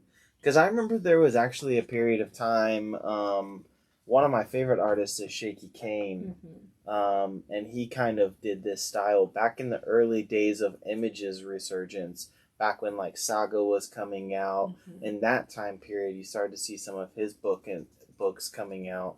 But I mean, I've always been a fan of this kind of like underground influenced, very colorful, neon. Yeah, it's like we saw it go away from the mainstream for a while, and all the zines look like this. Yes, and then it's like now all like there's local zine creators here in Austin that are, you know, on Silver Sprocket and things like that. And I mean, honestly, Silver Sprocket is definitely one of those publishers that's helping this art style come back. But we saw a lot of the zine style, like this art move to zines and then come back now to the mainstream through indie comics in the mainstream. But I love that you're seeing so many of these books solicited right now, and that we're seeing so much of this, because this art style is so cool, and it's just pushing, it's showing all of that pencil work and that skill that these people have, and the colors are so vibrant and bold, and you're getting that like almost Kirby-esque color and melding of the way the art and the color and the story all work together. Yes. And oh my God, it's been so great. And Bad Kids Press and Behemoth are two of the ones really pushing on that art style right now. And I can't wait to see how many more people jump on this, because what happens in those small press publishers eventually like works its way up all the way to the top. And I can't wait to see where this goes for us seeing more and more publishers picking up books that look like this, because they all look so incredible. Yes. I was trying to find a local creator on Instagram, but I can't, because he does art style like this. Yeah. And he has a book that it's called Sim Kingdom, CYM Kingdom. And you can get it. I know Austin Books carries it. I think right now they're the only ones because he ran out of copies. But I'll try and find it and post his name in the chat. Because, I mean, if we can have a lot more of this art style, I'm here for it. Yes. Yeah. All right. Those are hot new titles. Again, those last two, Ghost Cage and Frankenrocker, are our bridge into our picks of the week. Bum-ba-dum, bum-ba-da-dum, bum-ba-dum. I'm just going to start playing music in my head. Do you need a thing? No, it's fine. It doesn't need sounds. It just feels like, hey, where's the sound? Up first. Oh, that was a sound. Up first is from DC, which we very rarely put a big 2 book in this category, but from DC's Black Label, we've got Rogues by Joshua Williamson. Yes. Go for it, Phil. So if you have read Catwoman, Lonely City, which is being listed everywhere already as one of the best books of the year, and which I agree, it's really great. This is kind of along the same lines. You have Leonard Snart, who is Captain Cold, obviously one of the greatest villains in DC history, who is past his prime, and is on parole, is working a dead-end job, and he kind of realizes that the world's forgotten about him. Yeah. And that's not okay for Mr. Snart. Not at all. He does not want to be forgotten. So he decides as an older man that he's going to get the team back together.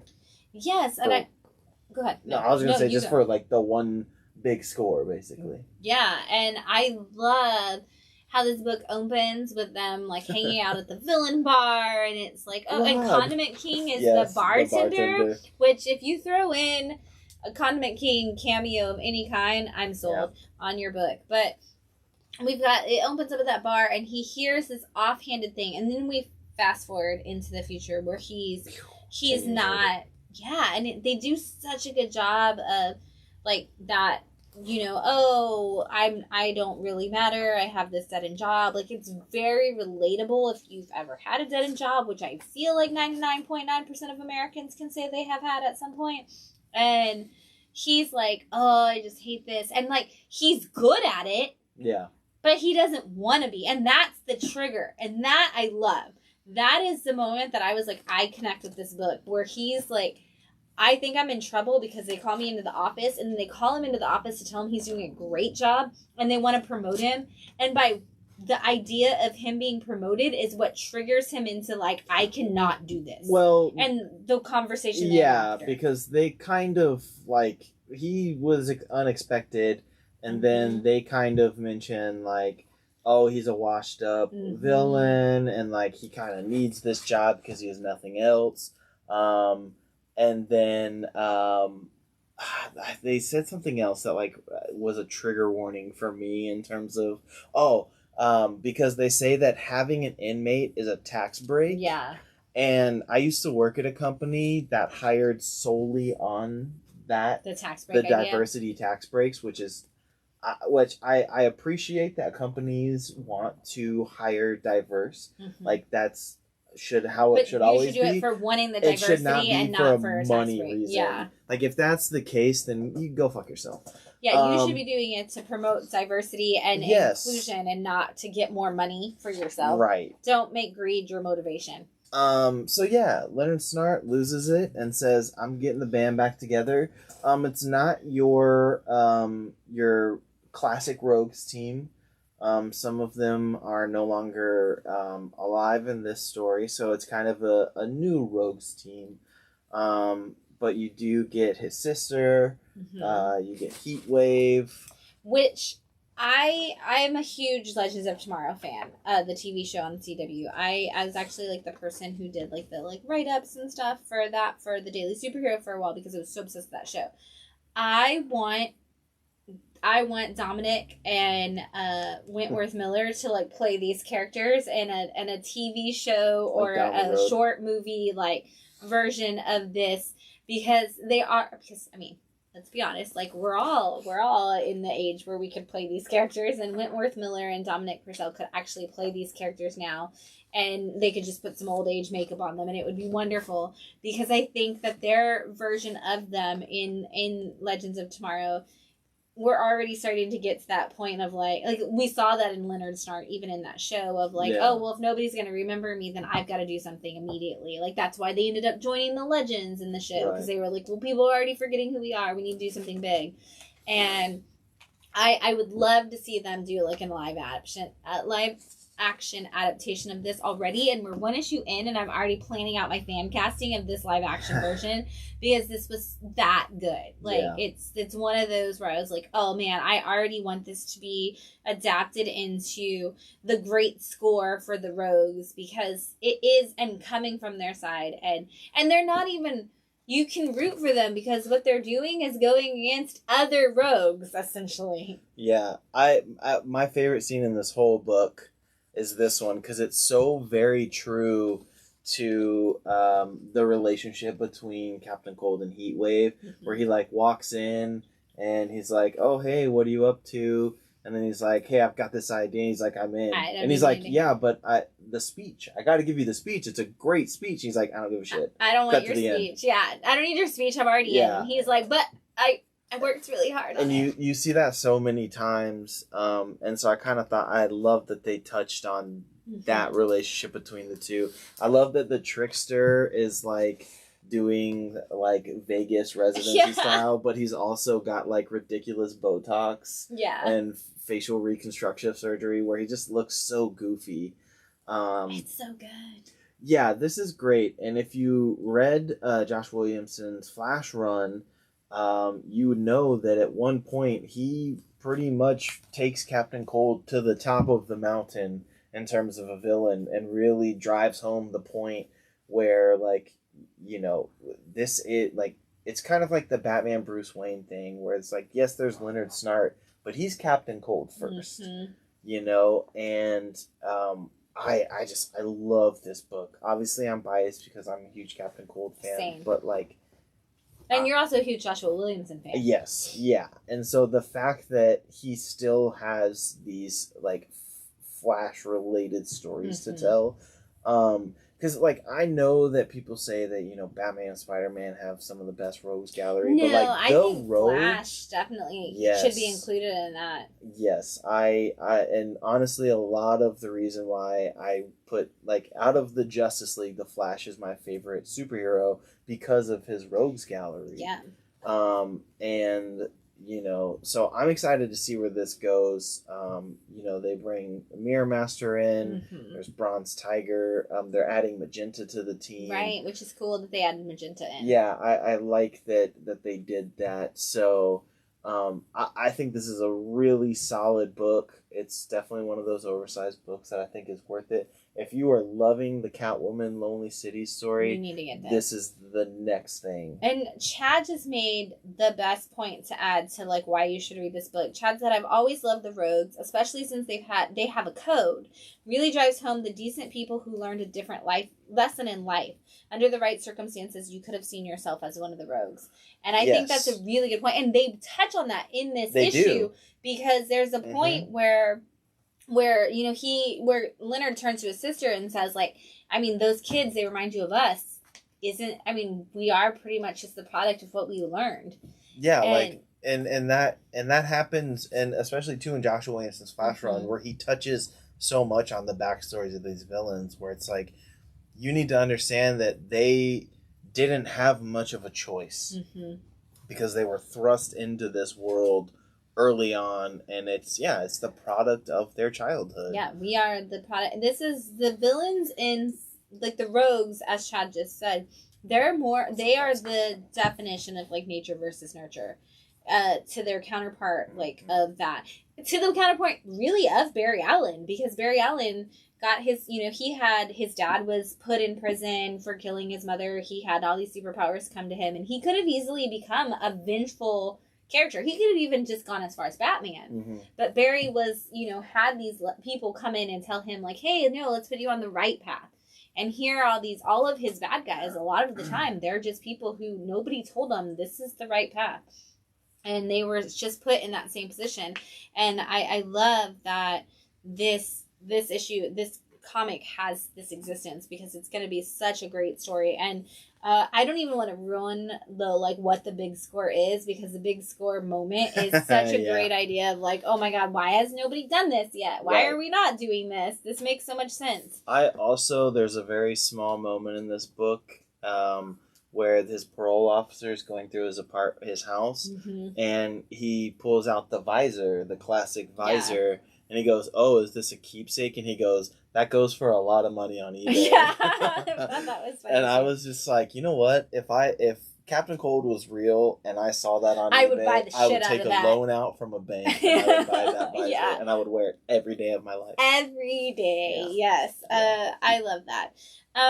We've brought up Batman a lot, so I think it's a perfect segue to go from the Rose and your Batman conversation to our other pick of the week, which is Batman. It's not Batman. Oh. However, it is from Scott Snyder and Greg Capullo, so it feels like it could be. Yes. This is We Have Demons #1 from Dark Horse Comics. A lot of people came in this week and said, "Oh, isn't that the one that Scott Snyder was going to do on Comixology?" The answer is yes. Yeah. Comixology and Dark Horse partnered up for this, for Scott Snyder's imprint, essentially.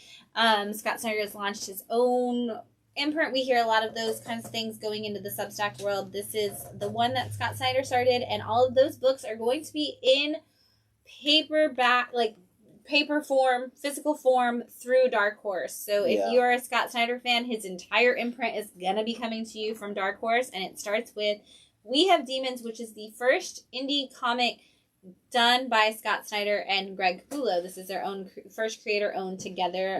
You may know them from the Metal universe of DC. Yeah, New 52 Batman. They did Metal, Death Metal. This book starts off with a really great introduction, which is so fantastic, because it kind of is like, it's like, hey, there's a trigger warning in this book. There's going to be demons being ripped out through their buttholes, and it's going to be super violent and gory and all over the place. But it's also going to be about religion, which makes people queasy, which is just hilarious, because you're like, oh, this is going to be about, like, you're the violence trigger warning. And it's like, no, the trigger warning is religion and faith. Good Lord. Talk about your black gutters. Yeah. #1, black gutters. Fits perfectly with this book. But, I mean, I love this team because, I got back into comics because of New 52 Batman. Who didn't? Yeah. Many people say that. Everybody wants to trash New 52 all the time, but 99% of people who walk in this door tell me, oh, I got into comics because of Scott Snyder's Batman. Do you guys have that? And I'm like, of course you do. Yeah, like, the Court of Owls? Yeah. And that's the thing, is I remember growing up, my friends and I were always like, what else can you do with Batman?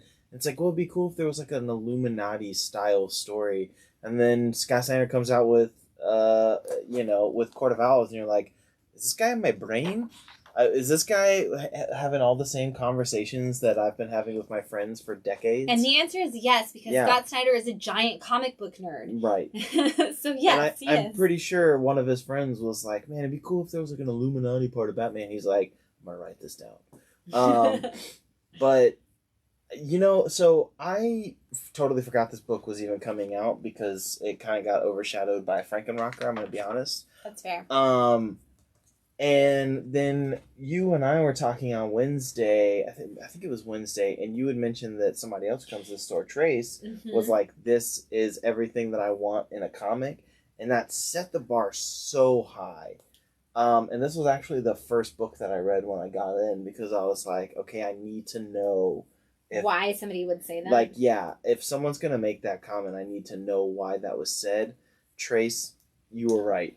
Holy shit. And I almost didn't tell you that. I was like, I should wait until after Phil has read this because I don't want to taint the way you view it. And then I was like, no, you know what? Because Phil will go into it contrarian wise if I tell him that somebody said this is what comics should be right now. Like, this is what I was looking for. If I tell you that, then you're gonna go into it as a contrarian. Yeah. And you're gonna go into it looking for the problem with it. And so it's like, I'm gonna tell Phil that so that I can get completely biased, like, I don't want it to be that good.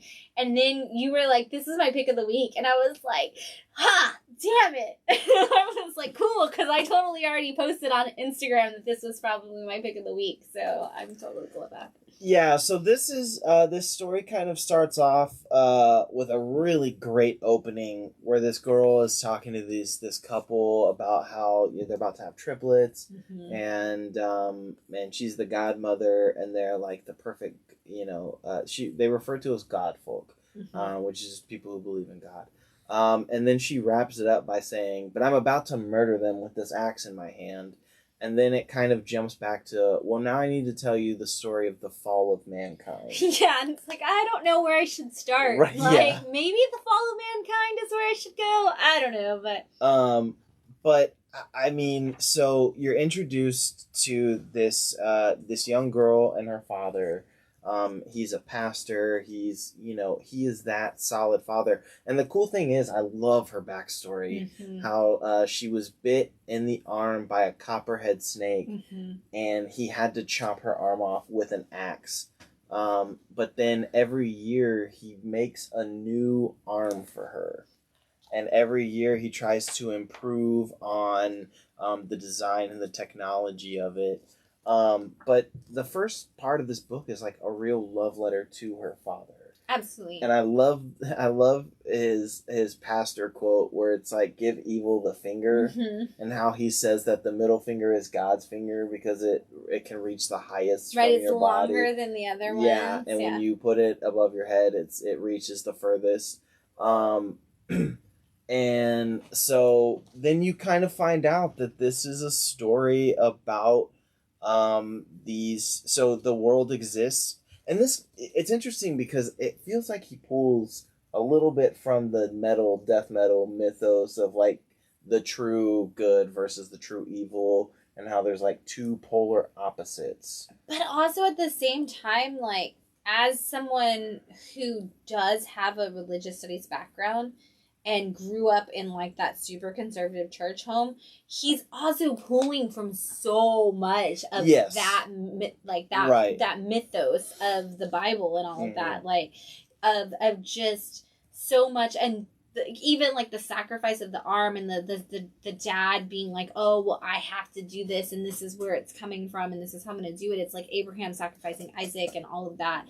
And so much of like the way he tells that story, it feels like he's telling us almost these biblical parables in the build up to what is going on. Right. And so much of just the way that it builds to that. But then, like you said, it's like he's doing that, and then he's also like, oh, but by the way, like, we're the people who did metal, so here are our demons. Yeah. And we've got demons now, and how do we get there? Where are these demons coming from? And this, one of the things that we talk about with witches and Noctera is Scott Snyder is like, hey, I'm going to make this really big, like, monstrous world, but really the story is just about family.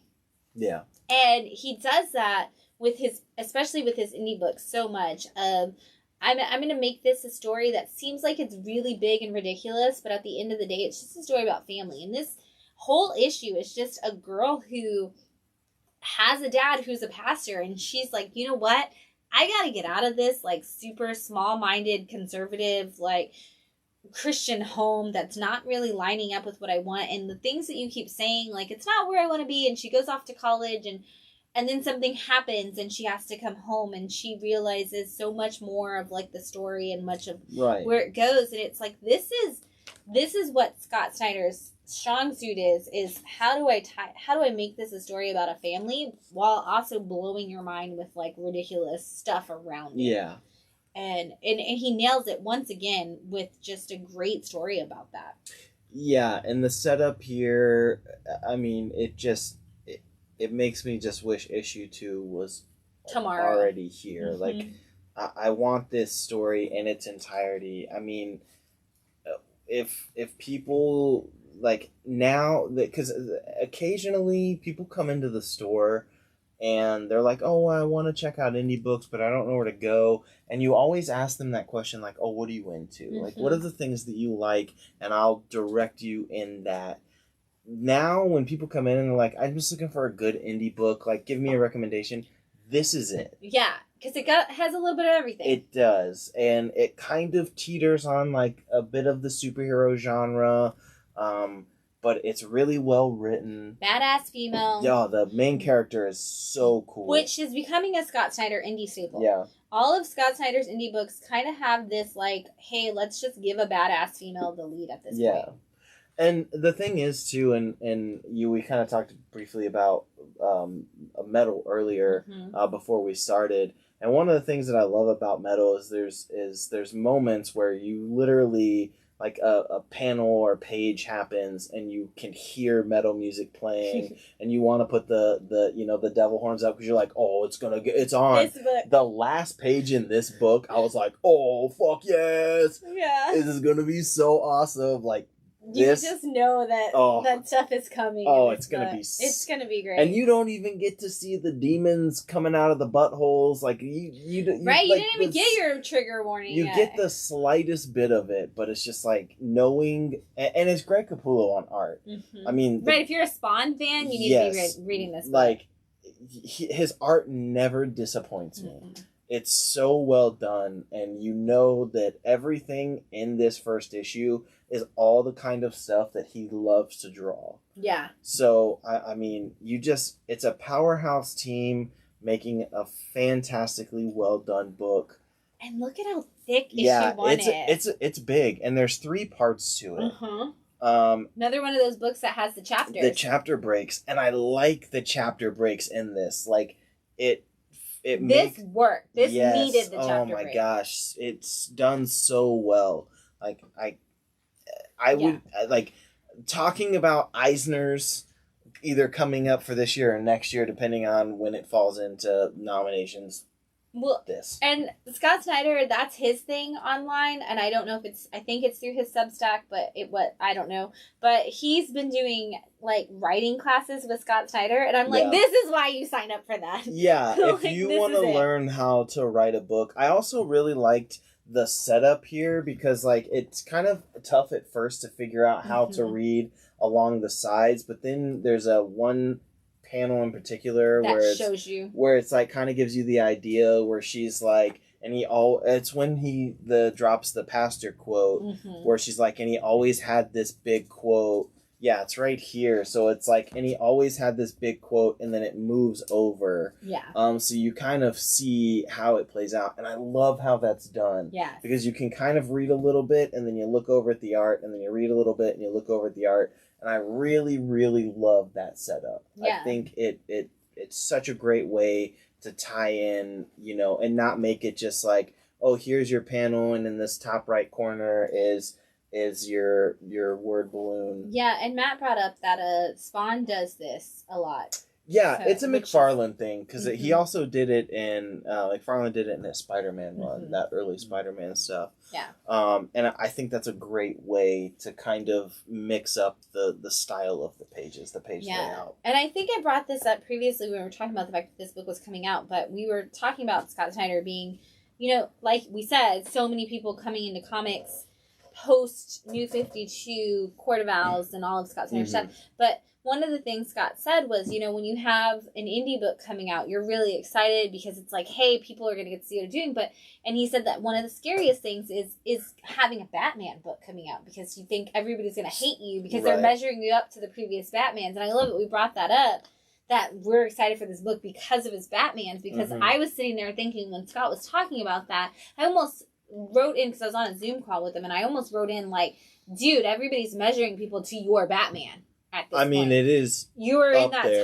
top 5, top 10, whatever you want to call it, like Batman moments that people are measuring, especially modern comic book readers who have come into comics in the last 10 years. They're all measuring to that. They're like, well, I have people come in and we're like, hey, you should read this classic Batman story. Like, we've got this Batman book from, Silver Age, Golden Age Batman, like, trades. And they're like, yeah, but is it as good as Court of Owls? And it's like... And that's the thing. Crazy that's where we are. But, like, dude, you're there. You're that guy.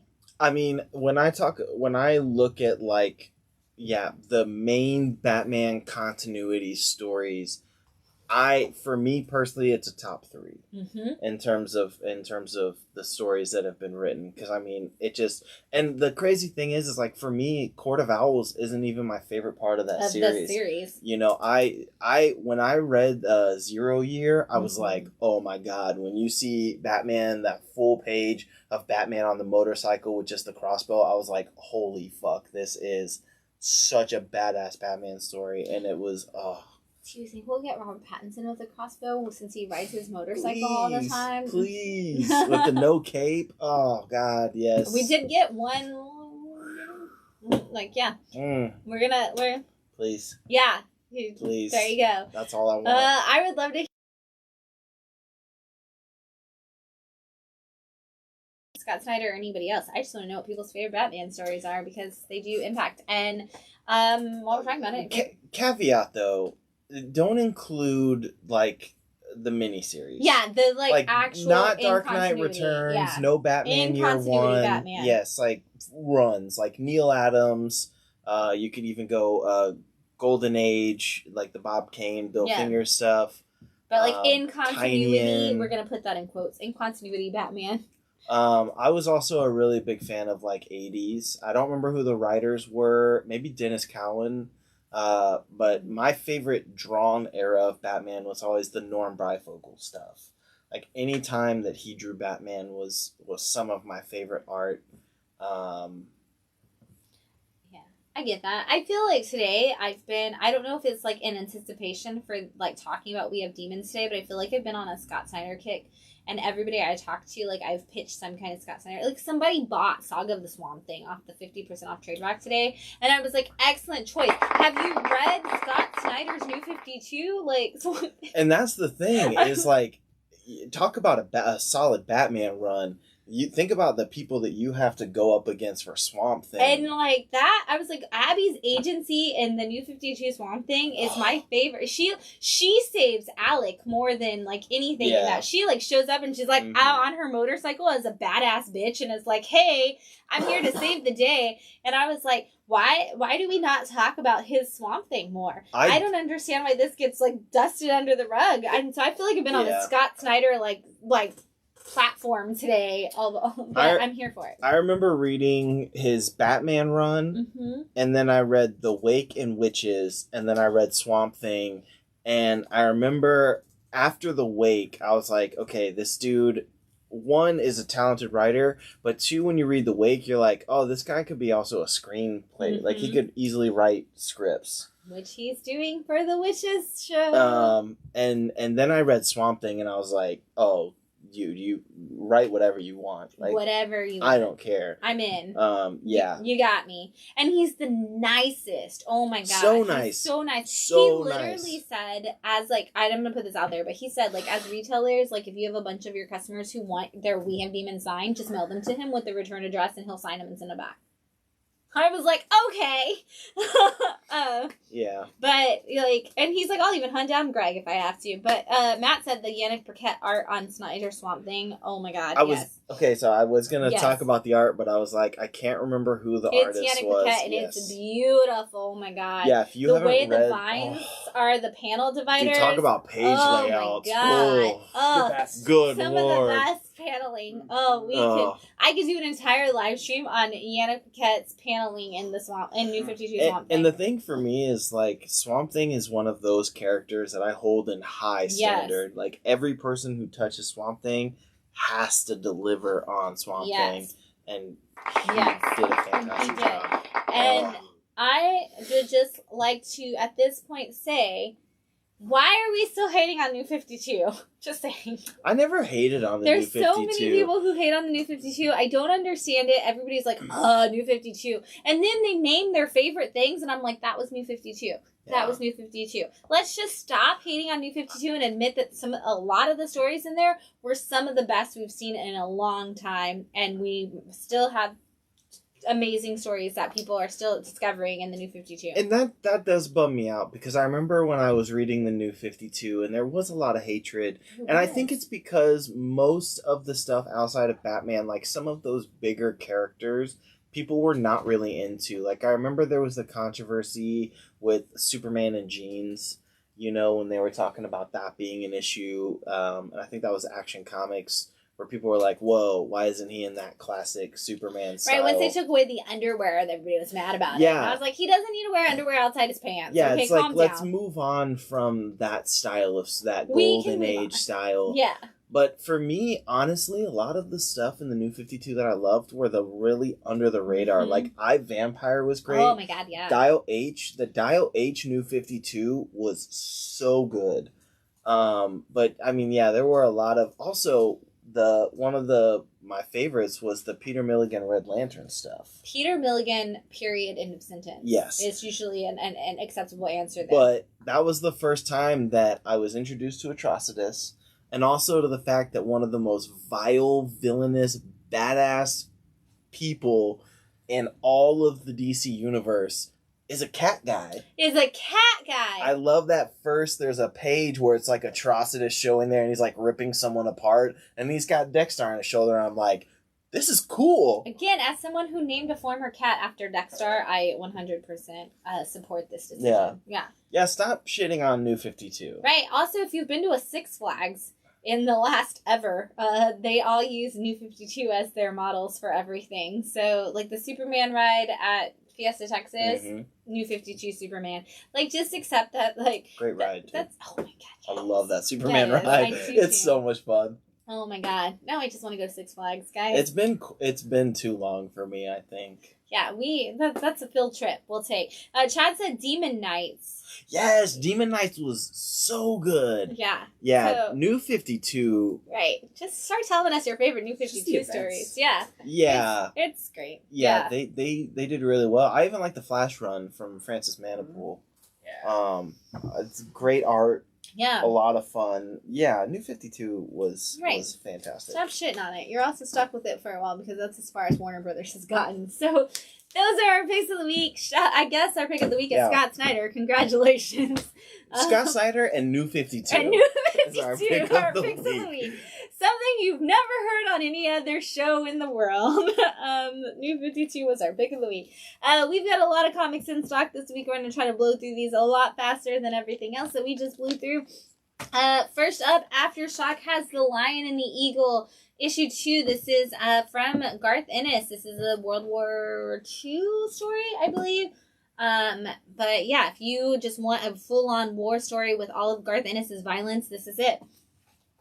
Department of Truth, issue 17 from James Tynion.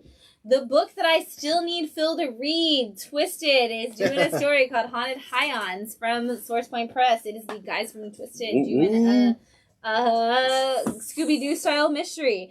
The Human Target, issue 9? No, 6. Nope, 6. Just Yeah. kidding. I saw that upside down. This is one of the books that everybody is talking about and loving. It's a must read. It's a must It read. is. Saga, issue 57. We are back and we are still going on. Swamp God by Ron Mars, issue 4. This is a heavy metal. If you are reading the heavy metal magazine version, you're ahead. If you're reading the single issue prints of it, you're right here. Also, pick up heavy metal. Word. Like, they're still going strong. And we carry them in the store. Shino Kaji, Shadow of Death. This is from Black Box Comics. This is issue 7. We're going to be talking about that a little bit more when we get to trades in a second, so I don't want to go too far.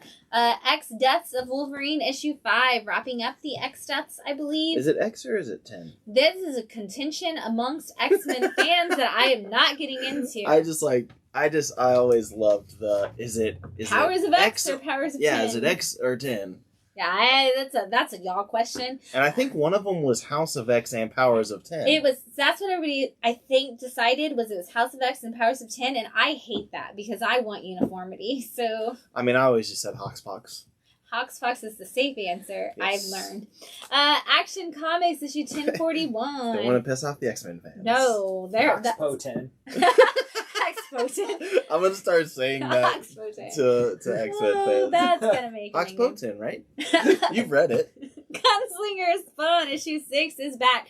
This book has given me so much anxiety all week long because the eyes have the reflection of the green coming out, and I thought it was a printing error on everybody's book and almost offered to get everybody a new copy thinking that there was something wrong with their book, but it is in turn. Has Brett Booth done any Spawn prior to this? I don't think so. I think this is it. Interesting. Joy Operations issue 5 from Brian Michael Bendis. All of Brian Michael Bendis' old indie titles are now at Dark Horse, which means Pearl is actually getting a reprint at Dark Horse, as are so much of the other Jinx World Universe books. So I mean, I'm going to start getting Brian Bendis books because it's They're going going to to be hardcover and beautiful. Yep. Iron Man issue 18 with that Carnage Forever variant. Miss Marvel, Beyond the Limit, issue 4. Don't talk to me about the Miss Marvel trailer. I don't want to hear about it. I'm just going to watch the show and love it forever and ever and ever. Honestly, I haven't seen the trailer either. Well, good. We just don't need to because it's already going to be perfect and wonderful and amazing. Elektra, Black, White, and Blood, issue 3. The most important part of this is that it features a story from Ann Nocenti. The first story in the book is Ann Nocenti writing Elektra, and I'm so excited. Who did this? That cover is Edgar Delgado. Yeah. That is a super cool cover. Dude, everything in these books. These Elektra Black, White, and Bloods have been fire. I love them all. You know, Black, White, and Bloods in general. Pretty solid. Yeah. You know, why not? If you're gonna go the, like, you know, if Batman's gonna have 80 different, I mean, it's well, I saw that you have to show that now because I'm making faces at Matt and I saw that there's Greg Smallwood art. Yes. And I think this may be the Smallwood art. It looks like it. Oh, it's perfect. It's beautiful. I love Elektra and Daredevil's like color dynamic up there. And so Elektra is definitely one of those characters that a Black, White, and Blood works perfectly because of the fact that her uniform is only red and she likes to make people bleed. Also, it's great that Elektra is getting so much love. Dude, right give now. her all of the love. Of it. All yes. of it. All of it. Aerosmith, if you want some dragon boots, here it is from Kurt Busiek. Have you been reading that? No, I have not. Avengers Forever issue 4. This is my last copy. It is a variant, but it does have an appearance of a different Peggy Carter than the one you know. Ooh. I learned that from the Keymaster, Nigel. Hey. Second place from Source Point Press, issue 4. Philadelphia, issue 20. This is an homage cover. Philadelphia is on its final arc. So we are going to have those in store. If you are like, hey, I've been waiting for Philadelphia to wrap up and I need those last couple issues, guess what? We're going to have them. Girl Scouts, issue 5. This is the Stone Ghost arc of Girl Scouts, which should be coming to an end pretty soon. Black Hammer Reborn, issue 10 from Jeff Lemire. Armor Clads is back at Valiant. This is issue 1 of the new Armor Clad story. There's a lot of old Valiant characters coming back. Archer and Armstrong are coming back soon. Bucoletto. Yes, and Bucoletto. Savage Spider-Man issue 2. This is the infamous tissue paper covers, as we're hearing about for Marvel this week. Oh, I saw all the. Yes, yeah. It feels like you know I guess it is tissue paper, but like the tissue paper that you used to make like the Fiesta flowers and stuff out of, It feels exactly like that. Like crepe paper almost. They do feel like that. So I'm not blowing my nose on it. No. Wolverine patch is back, issue 1. The greatest thing ever was the Scotty Young cover where somebody's like, hey, you're Wolverine. And they were like, no, I'm Patch. And they're like, but you look like Wolverine. And they're like, but I'm not Wolverine. And they're like, how do I know that? And they're like, because I have an eye patch. And they're like, what if you're just Wolverine with an eye patch? Just because you put on a suit and an eye patch doesn't make you not Wolverine. Okay, but it's still Wolverine. Because I remember that cover, that popular cover that, was that Romita did? Where he has the patch, but it's just Wolverine, right? You gotta read the story to find out. Ben Reilly's Spider-Man, issue 3. Shang-Chi, issue 10. I love that cover with him fighting.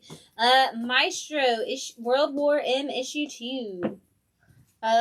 Devil's Reign, Villains for Hire, issue 3. And Devil's Reign, X-Men, issue 3. Which was a huge Emma cover for the variant for that was gorgeous. I wish I would have had that left. Captain America Iron Man issue 5 with that Carnage Forever variant.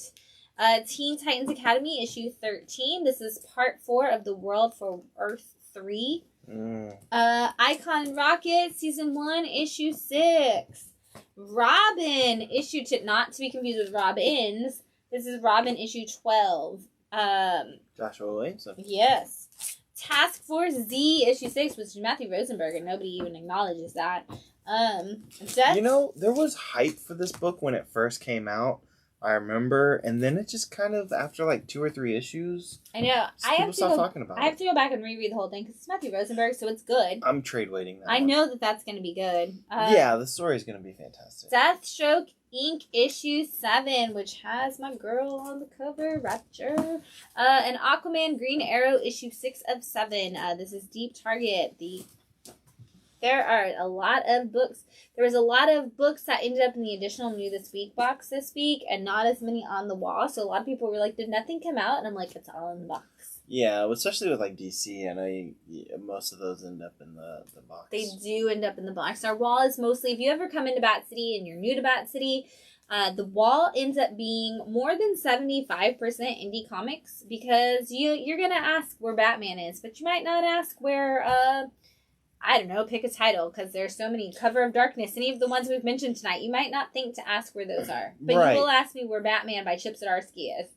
Yeah, and the other thing is, too, is like, you're going to know those books are coming out, right? But there's so many wonderful books that don't get talked about, and obviously we do our best to talk about all of them here. Yeah. But that was actually one of the first appeals when I started coming here. I saw the new release and I was like, whoa, there's like no big 2 books on this wall except for like, you know, the main characters, your Batman, your X-Men, stuff like that. But I was like, this is really cool. There's so many. And the reason I still come here is because every week you tell me about books that I would have never known were coming out. And it's wonderful. I have 125 spots for my New This Week wall, or my new comics wall. I guess I should say not New This Week wall, because that has 16. But my new comics wall has 125 spots. And if at least 75 of those spots are not indie comics, then I will redo the entire wall. Wow. Because I feel like the wall's wrong. I will not take a indie comic title off to put a big 2 book on it.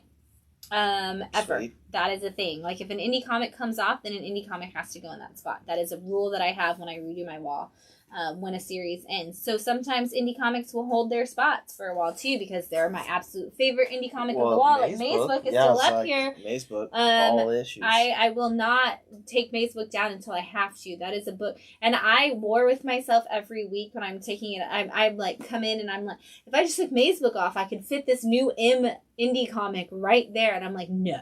I am not taking Maze Book down because I still am obsessed with it. Yeah. And I need a moment to process and then of course, like, once like Eisner nominees come out, everyone's gonna be like, do you have issues of Maze Book?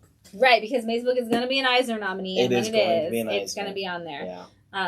So yeah, there is absolutely some incredible books. Please come in and check them out. I've had a lot of people this week ask me what Rain is, because it says it's a Shann's pick, and I've had a couple of people like ask, like, what is this? It's gonna break your heart. That's what it is. But it's gonna be beautiful while it does it.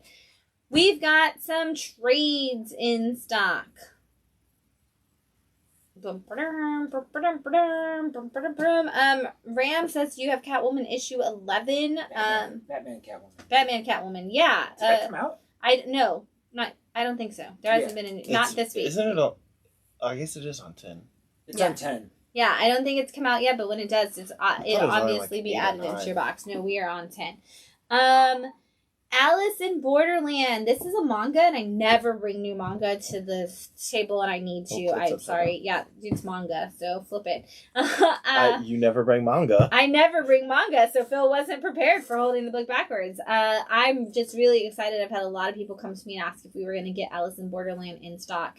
We did. If it has anything to do with Alice in the title, I have it in stock. Don't you worry. I am obsessed with Alice in Wonderland and will always grab Alice books. But I'm really excited. I actually bought a copy of this for myself. Also, make sure when you come in here in that front room, Bat City's starting to get a nice little manga section going.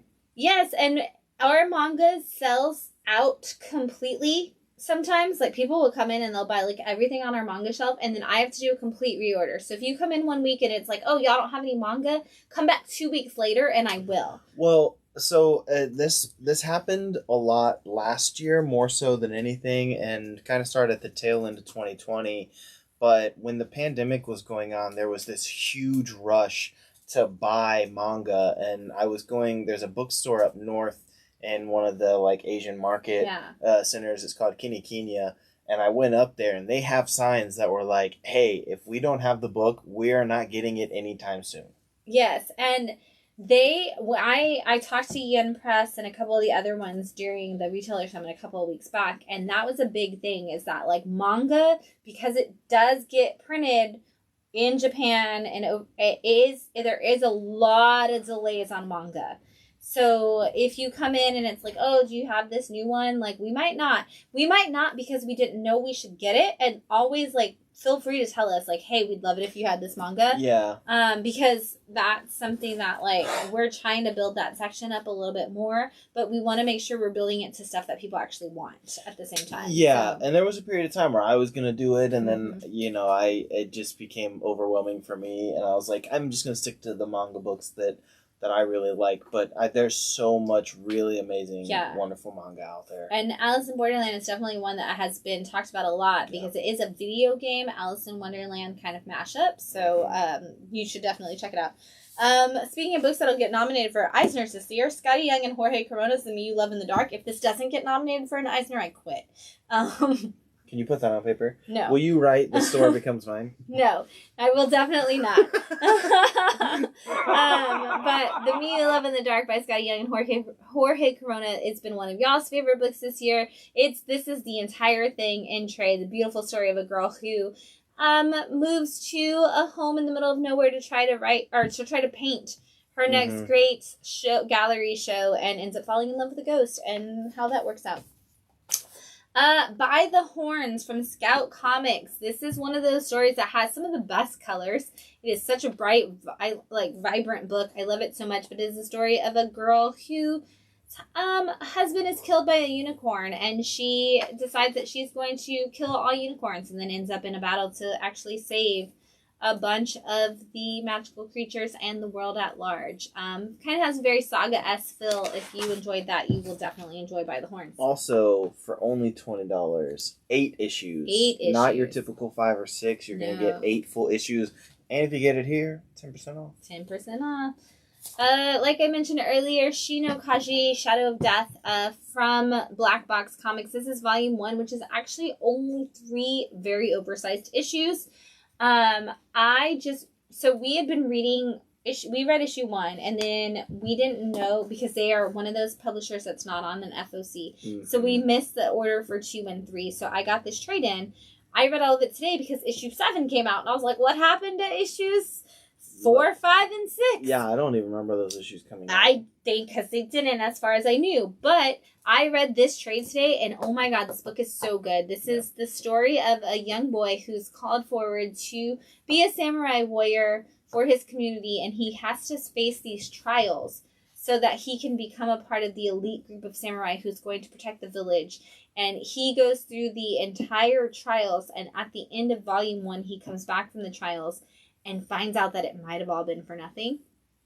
And oh my gosh, it's beautifully done because his parents are dead. He's doing this to like protect his sister, and where the story goes, it's just absolutely beautiful. I have now ordered the issues that come between volume 1. Or actually, I've gone back and ordered everything from issue 1 through issue 7 that's out for the store after reading this trade, because I done messed up by not getting all of these because this book was so good. Yeah. I can't wait. I personally can't wait to read issues 4 through 7, and I hope that if you haven't picked this up, you grab this volume 1 and fall in love with it too, because it was so good. We've got some epic collections in that I wanted to highlight that are really important to some great things coming up, like the fact that we have this Moon Knight epic collection. If you're like, hey, who the hell is Moon Knight and why do I care that this show's coming out, here's some epic collections that are coming out. This is volume 3, which is 1982 to 1984, which might still be the Sienkiewicz. It is the Doug Mahnke, Bill Sienkiewicz run. Yeah. Which is arguably one of the best. The art, Bill Sienkiewicz art, is just so great. It's 20 issues of the story. Oh my gosh. Usually are 24 to 38. So and then 14 some tie-ins. Plus some tie-ins. Yeah, there's usually some tie-ins added in there.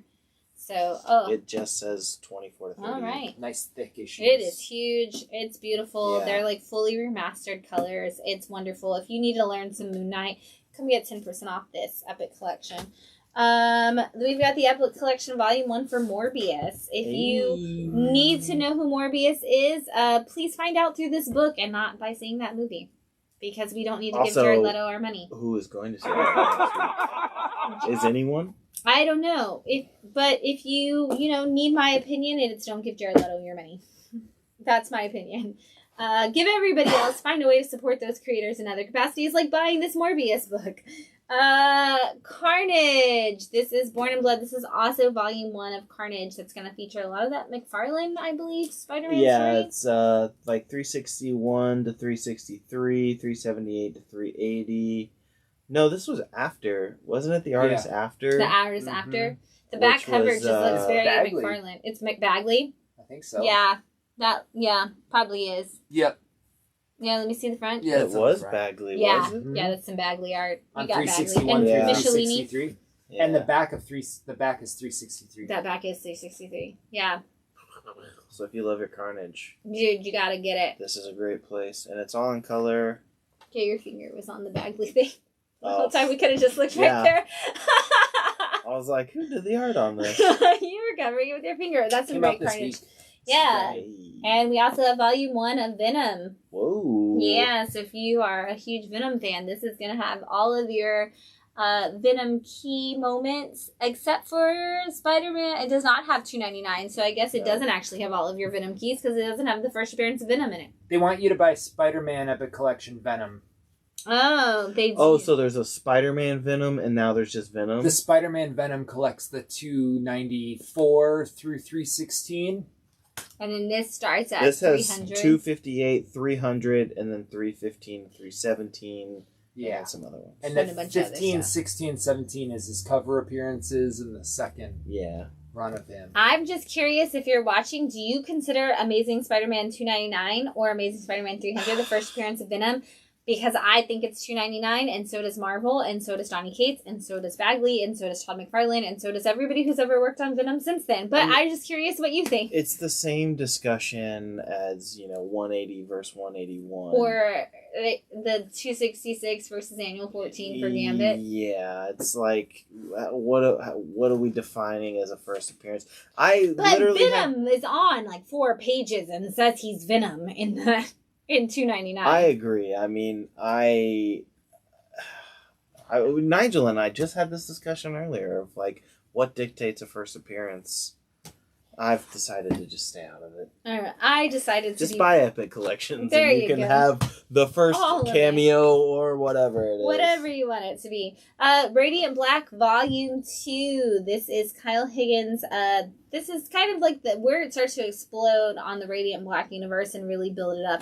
Heartfelt story, great if you're a fan of Power Rangers or superheroes and you want another indie superhero team, this is it.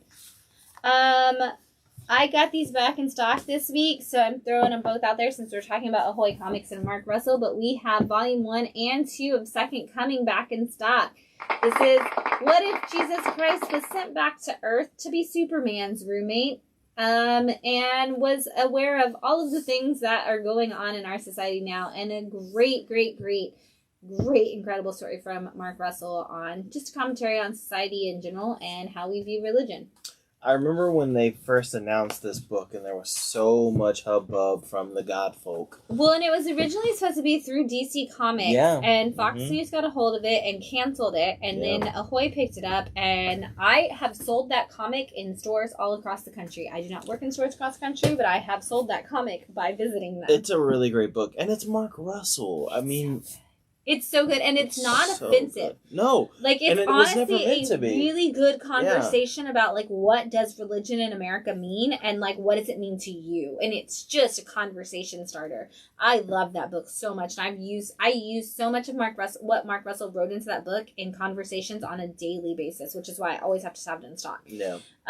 Yuki versus Panda, the Volume 1 from Source Point Press. This is a college student who realizes that they have supernatural powers and are being chased by a giant panda bear.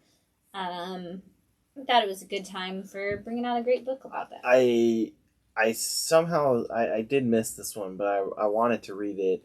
But I just love that it says it reads like a future Adult Swim hit.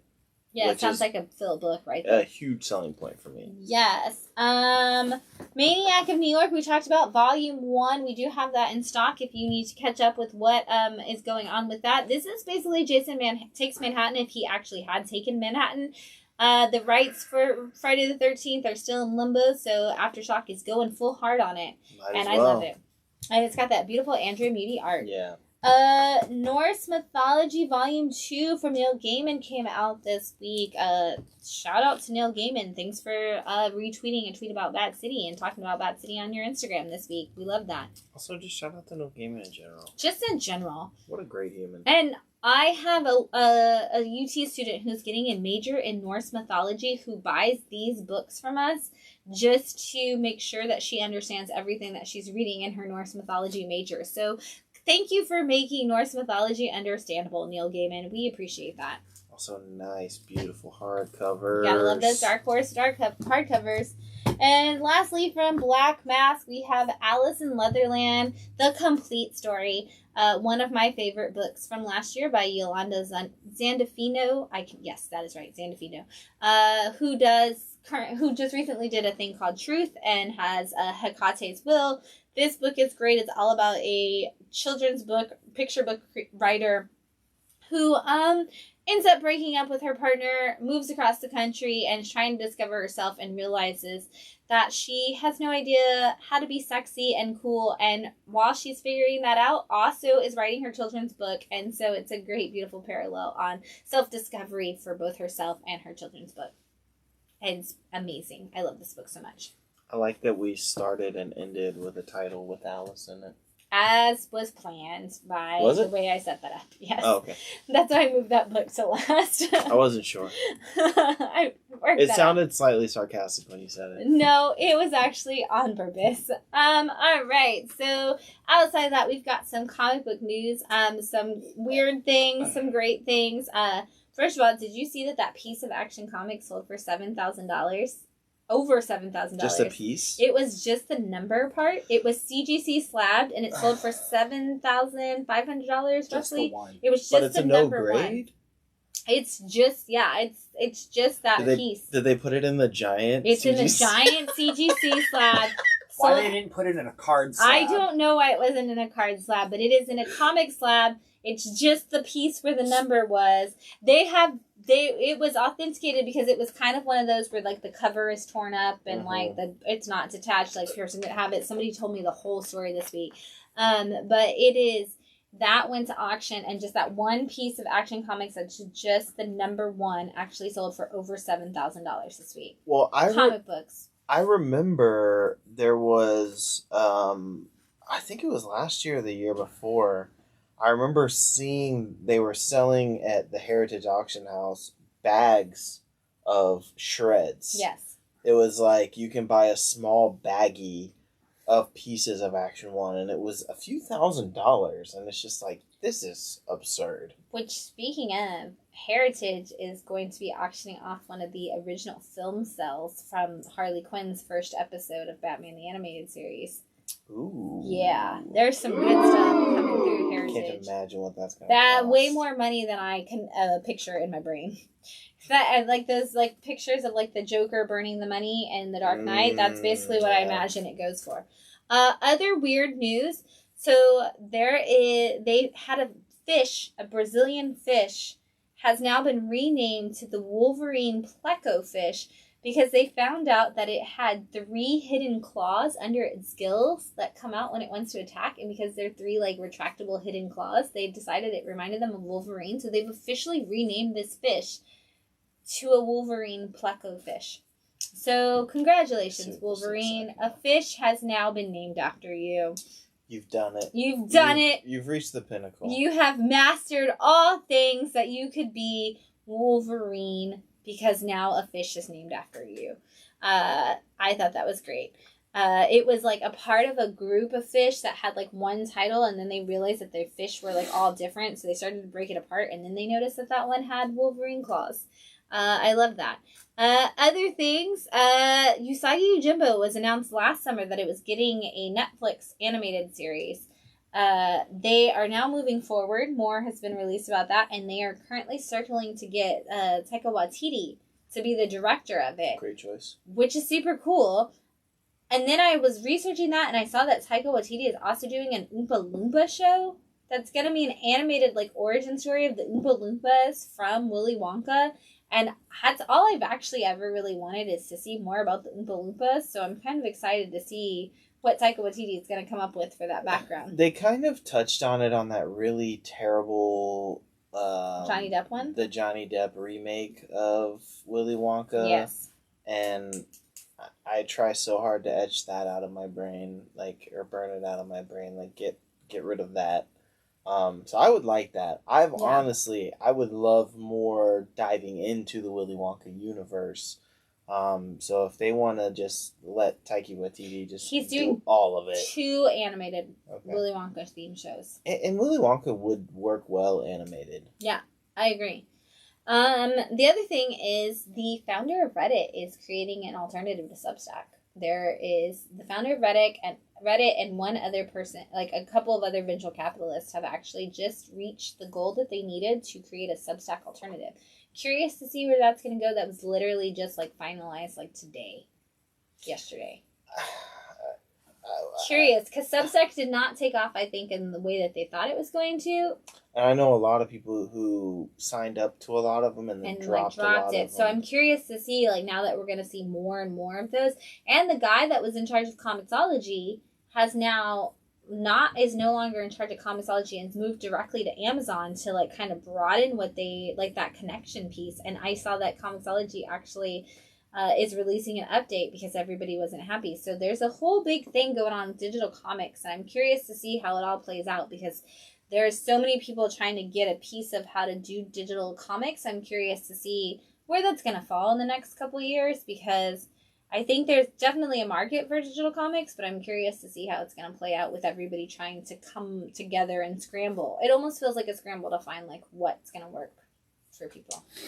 It just makes me nervous when you, especially when you start getting venture capitalists involved, and that becomes kind of the starting point because eventually when that money runs out, what happens? And sometimes it works out, and then other times you get a situation like Uber where there's no longer free ride codes and the price of an Uber goes from $20 to $60 in peak hours because that money's not there anymore. And it makes me nervous. And it also just makes me nervous that mainstream society is now trying to sink its teeth into the industry. You know, because I know there's been so many years of retailers being like, well, I don't make a lot of money, and there's not a lot of money in comic books, and you know, it just makes me nervous that now everyone all of a sudden is kind of making this rush to do it, and there's a lot of concern for me. There have also been a lot of retailers in the last couple of years that said that this has been like the best years. The last couple of years have been the best years for them. So I'm curious, like, as a retailer, like for me, of course, obviously I want people to buy the physical medium, but when we have all of these people who, like, so many people came in and said, oh, I heard about We Have Demons because that's a Comixology original. I didn't know it was coming out. I got to get it. So is it going to open up the door for more people to see it? Is it going to take away from it? Is it going to be a balance where it doesn't? I'm curious. I'm very curious to see how that plays out. Like, is it going to be like a Spotify where it kind of kills the idea of buying the digital medium?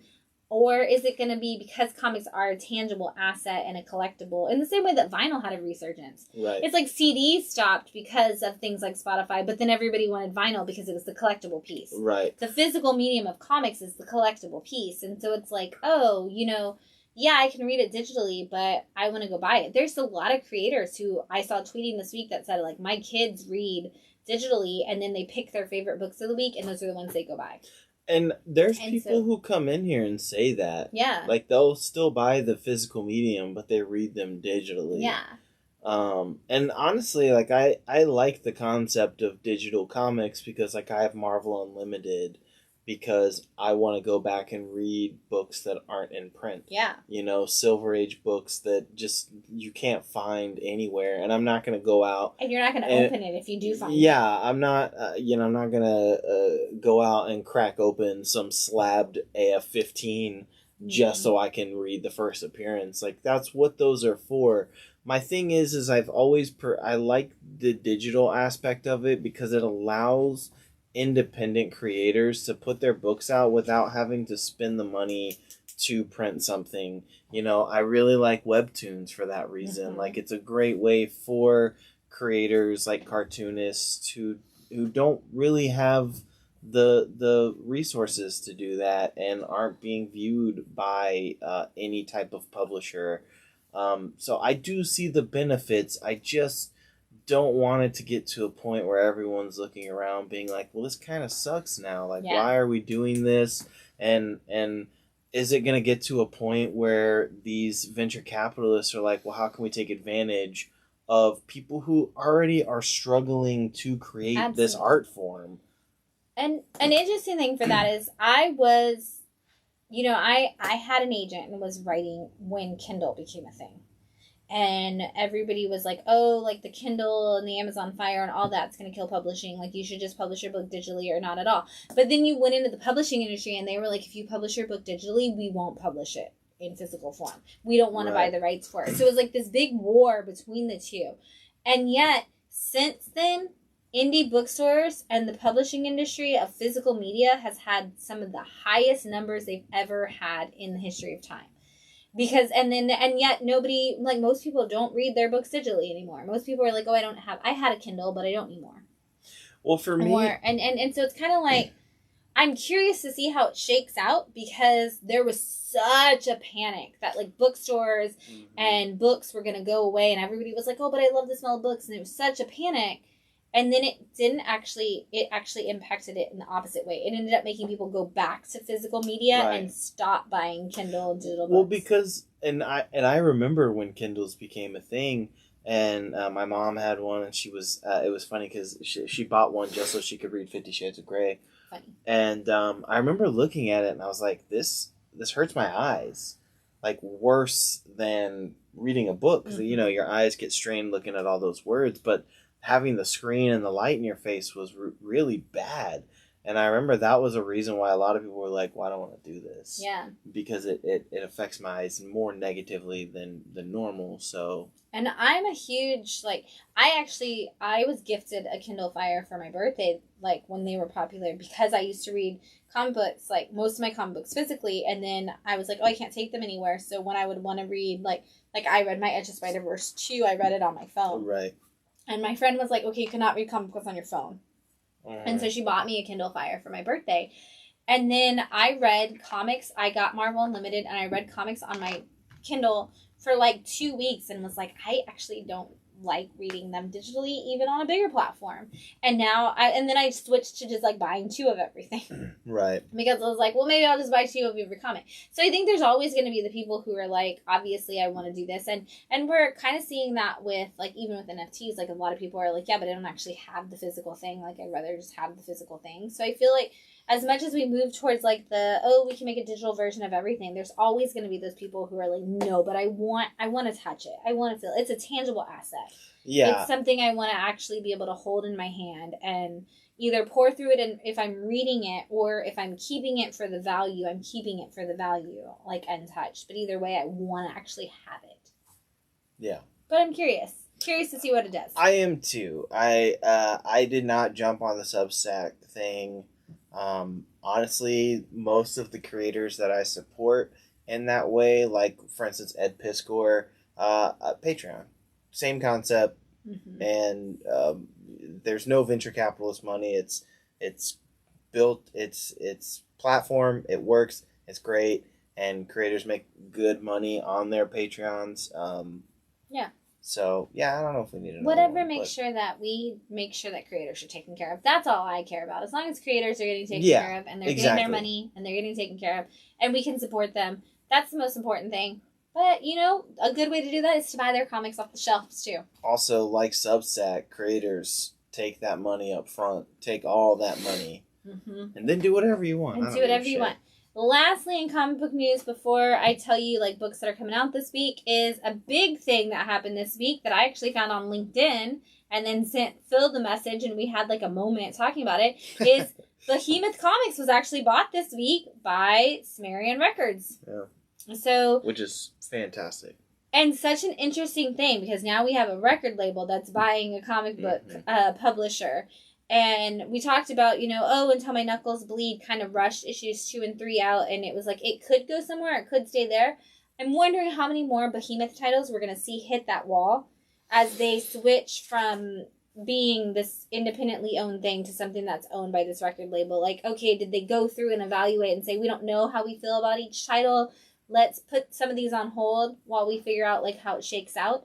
We'll see probably a lot of that with Behemoth, but I hope that this means great things for Behemoth. I hope it means more optioning rights. I hope, like you said, I hope it means some kind of Z2 style comics where we see some of their bands get some graphic novels. And I comics. mean, Sumerian Records is a record label that I've been a fan of since high school because when I was listening to Sumerian Records in high school, it was a lot of like hardcore metal bands that I really liked. Between the Buried and Me was on there, and actually Smashing Pumpkins, it now puts their stuff out through Sumerian Records. I mean, it's a really solid record label, and so I'm kind of hoping this is another opportunity where we see the collision of music and comics together. You know, I want to see Behemoth titles where it's like, go listen. Like, one thing that I used to love that Sumerian Records and a lot of older record labels used to do was the sampler CDs, where it's like, oh, here's 10 new songs. Like, I would love to come to a comic book shop and open it up, and in the front page there's a sampler CD, like a physical CD, and it's like, here are 5 songs that you should listen to while you're reading this book. Like, give me that and I'll be in heaven. It says on here that Poppy's Flux was one of their CDs. Is Poppy on Sumerian now? Oh, I don't think so. I think she's on she may have been on there, or she may be. I don't Flux know. Flux is her newest album. I'm just on the Sumerian Records website. They've definitely grown. And I disagree as well. Then maybe she could be might Sumerian. be with Sumerian. In that case, give me all of it. Because they definitely, like, they were one of those record labels that found... Yes. Yes? Okay. Oh my god. Yeah, I mean, they found... they built their record label on finding those really good hardcore screamo bands back in the day, and then slowly just kind of stuck around and built out even bigger artists. Yeah, I mean, they've got some pretty solid artists on there, right, even still to this day. So if we can, bring that together, bring some of those bands, like, how cool would it be if, in like the next 3 or 4 previews catalogs, there's a Billy Corgan Smashing Pumpkins. Like, I could easily see that. Give me Jenny Frizen covers of Billy Corgan on the... I'd be down for that. I feel like it's going to be about some kind of shape-shifting monster if it's Billy Corgan, because... I'll take it. That's the thing. I want it. Give it to me. Yeah. So congratulations, Behemoth. I hope this leads to bigger things, like even bigger things. Yeah. As a publisher that was already on the rise, we're seeing a lot of great things. I hope that this being publisher that's bought by somebody who has a big following that's been around for a while, I hope it leads to optioning rights. I hope it leads to more, because there's a lot of great things coming. Lastly, before I say that, Chad said, Phil, did you read Phantom on the Scan? Probably not, since it's Cullen, but each issue in the back had a recommendation for specific songs per issue. And that was the only reason I stuck around with Phantom on the Scan, was because of that. Another great book that people should check out is Prism Stalkers. There was a title, there was a song for each issue as well. That's always a selling point for me. And the We Live series from Aftershock by the Miranda Brothers has QR codes for issues each week. or each month. So, lastly, new this week, I have some of Chad's, and I have a big list too. Astro City is coming back this week. So if you are a fan of Astro City, that is returning. Newburn is back with issue 5. Radiant Black, issue 13. That universe is just getting bigger, noted by the fact that Rogue Sun number 2 is out. Step by Bloody Step number 2 is out. I'm curious to see if that's going to continue to be a silent comic book on a whole, or if we're going to get words this issue. Killer Queens is going to be out in trade paperback form this week. So if you did not read the issues 1 through 4 of that, we will have trade paperbacks this week. Issue 127 of Teenage Mutant Ninja Turtles is out this week. If you didn't ask me for it in advance, you better ask me for it before Tuesday, because I promise you it will not reach the wall, because that is the first appearance.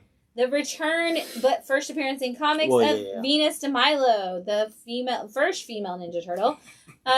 Ghost Rider issue 2 is out. Hulk issue 5 is out. And more importantly, Hulk Grand Design hits shelves finally this week. Everyone pick that book up. Pick it up. It's Jim Rugg doing very similar to what they did with X-Men and Fantastic Four. I mean, these are talented artists who love comic book art and cartooning, and the covers alone look so cool. Oh, I'm so thrilled. Immortal X-Men number 1 is out. Iron Fist number 2 hit shelves. Spider-Woman 21 is out, which will be the last issue of Spider-Woman. Oh, wow. Mm-hmm. What a weird number to stop. No, it was canceled. Oh. Apparently. That's what we were told. I don't know. I will read it and let you know, but that is what I heard. Excellent issue 2 is out. If you're an Ecstatic fan or an All Red fan, you need to pick this up. Mm-hmm. The 25th anniversary of Buffy gets its own, Buffy 25th anniversary comic this week. Is Whedon writing the current stuff? No, Whedon hasn't had anything to do with Buffy comics in a decade. Oh, okay. So you can read them. Something is Killing the Children 21 is finally here. We are going to find out what is happening at the House of Slaughter. There are 5 covers. Let me know in advance if you want them. You might already be too late, but let me know. Animal Castle number 4 is out this week. Happy Hill number 2 is out this week. Nice. My Day with Monsters, Heathens, and All-American from Aftershock all hit issue 5, which should be the end of their arc, possibly the end of their book. Rise of Dracula issue 4 of 6 is out from Source Point Press, and a book I have been not patiently waiting for in any way, shape, or form from Oni Press, Season of the Bruja issue 1 is out. I'm really excited for this awesome witch book that's coming out from Oni Press. It's going to be amazing. We're going to have a ton of copies. Make sure you grab it, because I have a ton of people who love those witch books. This one is going to be a great one. And I think Chad had... Did I miss anything that Chad had? I don't think so. DC vs. Vampires issue 6, Swamp Thing 11. Oh, Batman Beyond the White Knight is out this week. It is going to be a great week for comic books. I can't wait. Happy April. We are going to be leading into April with a return of a lot of comics in 1 week. So if you thought it was a long live stream tonight, just wait. We'll be back with a ton of books next week. So that's all. We will see you in the store on Wednesday for New Comic Book Day. If not, we will see you next Sunday night for our live stream as we wind down your weekend. I'm Small Press Shann. This is Wednesday Phil. Happy reading this week, guys. Bye. Bye.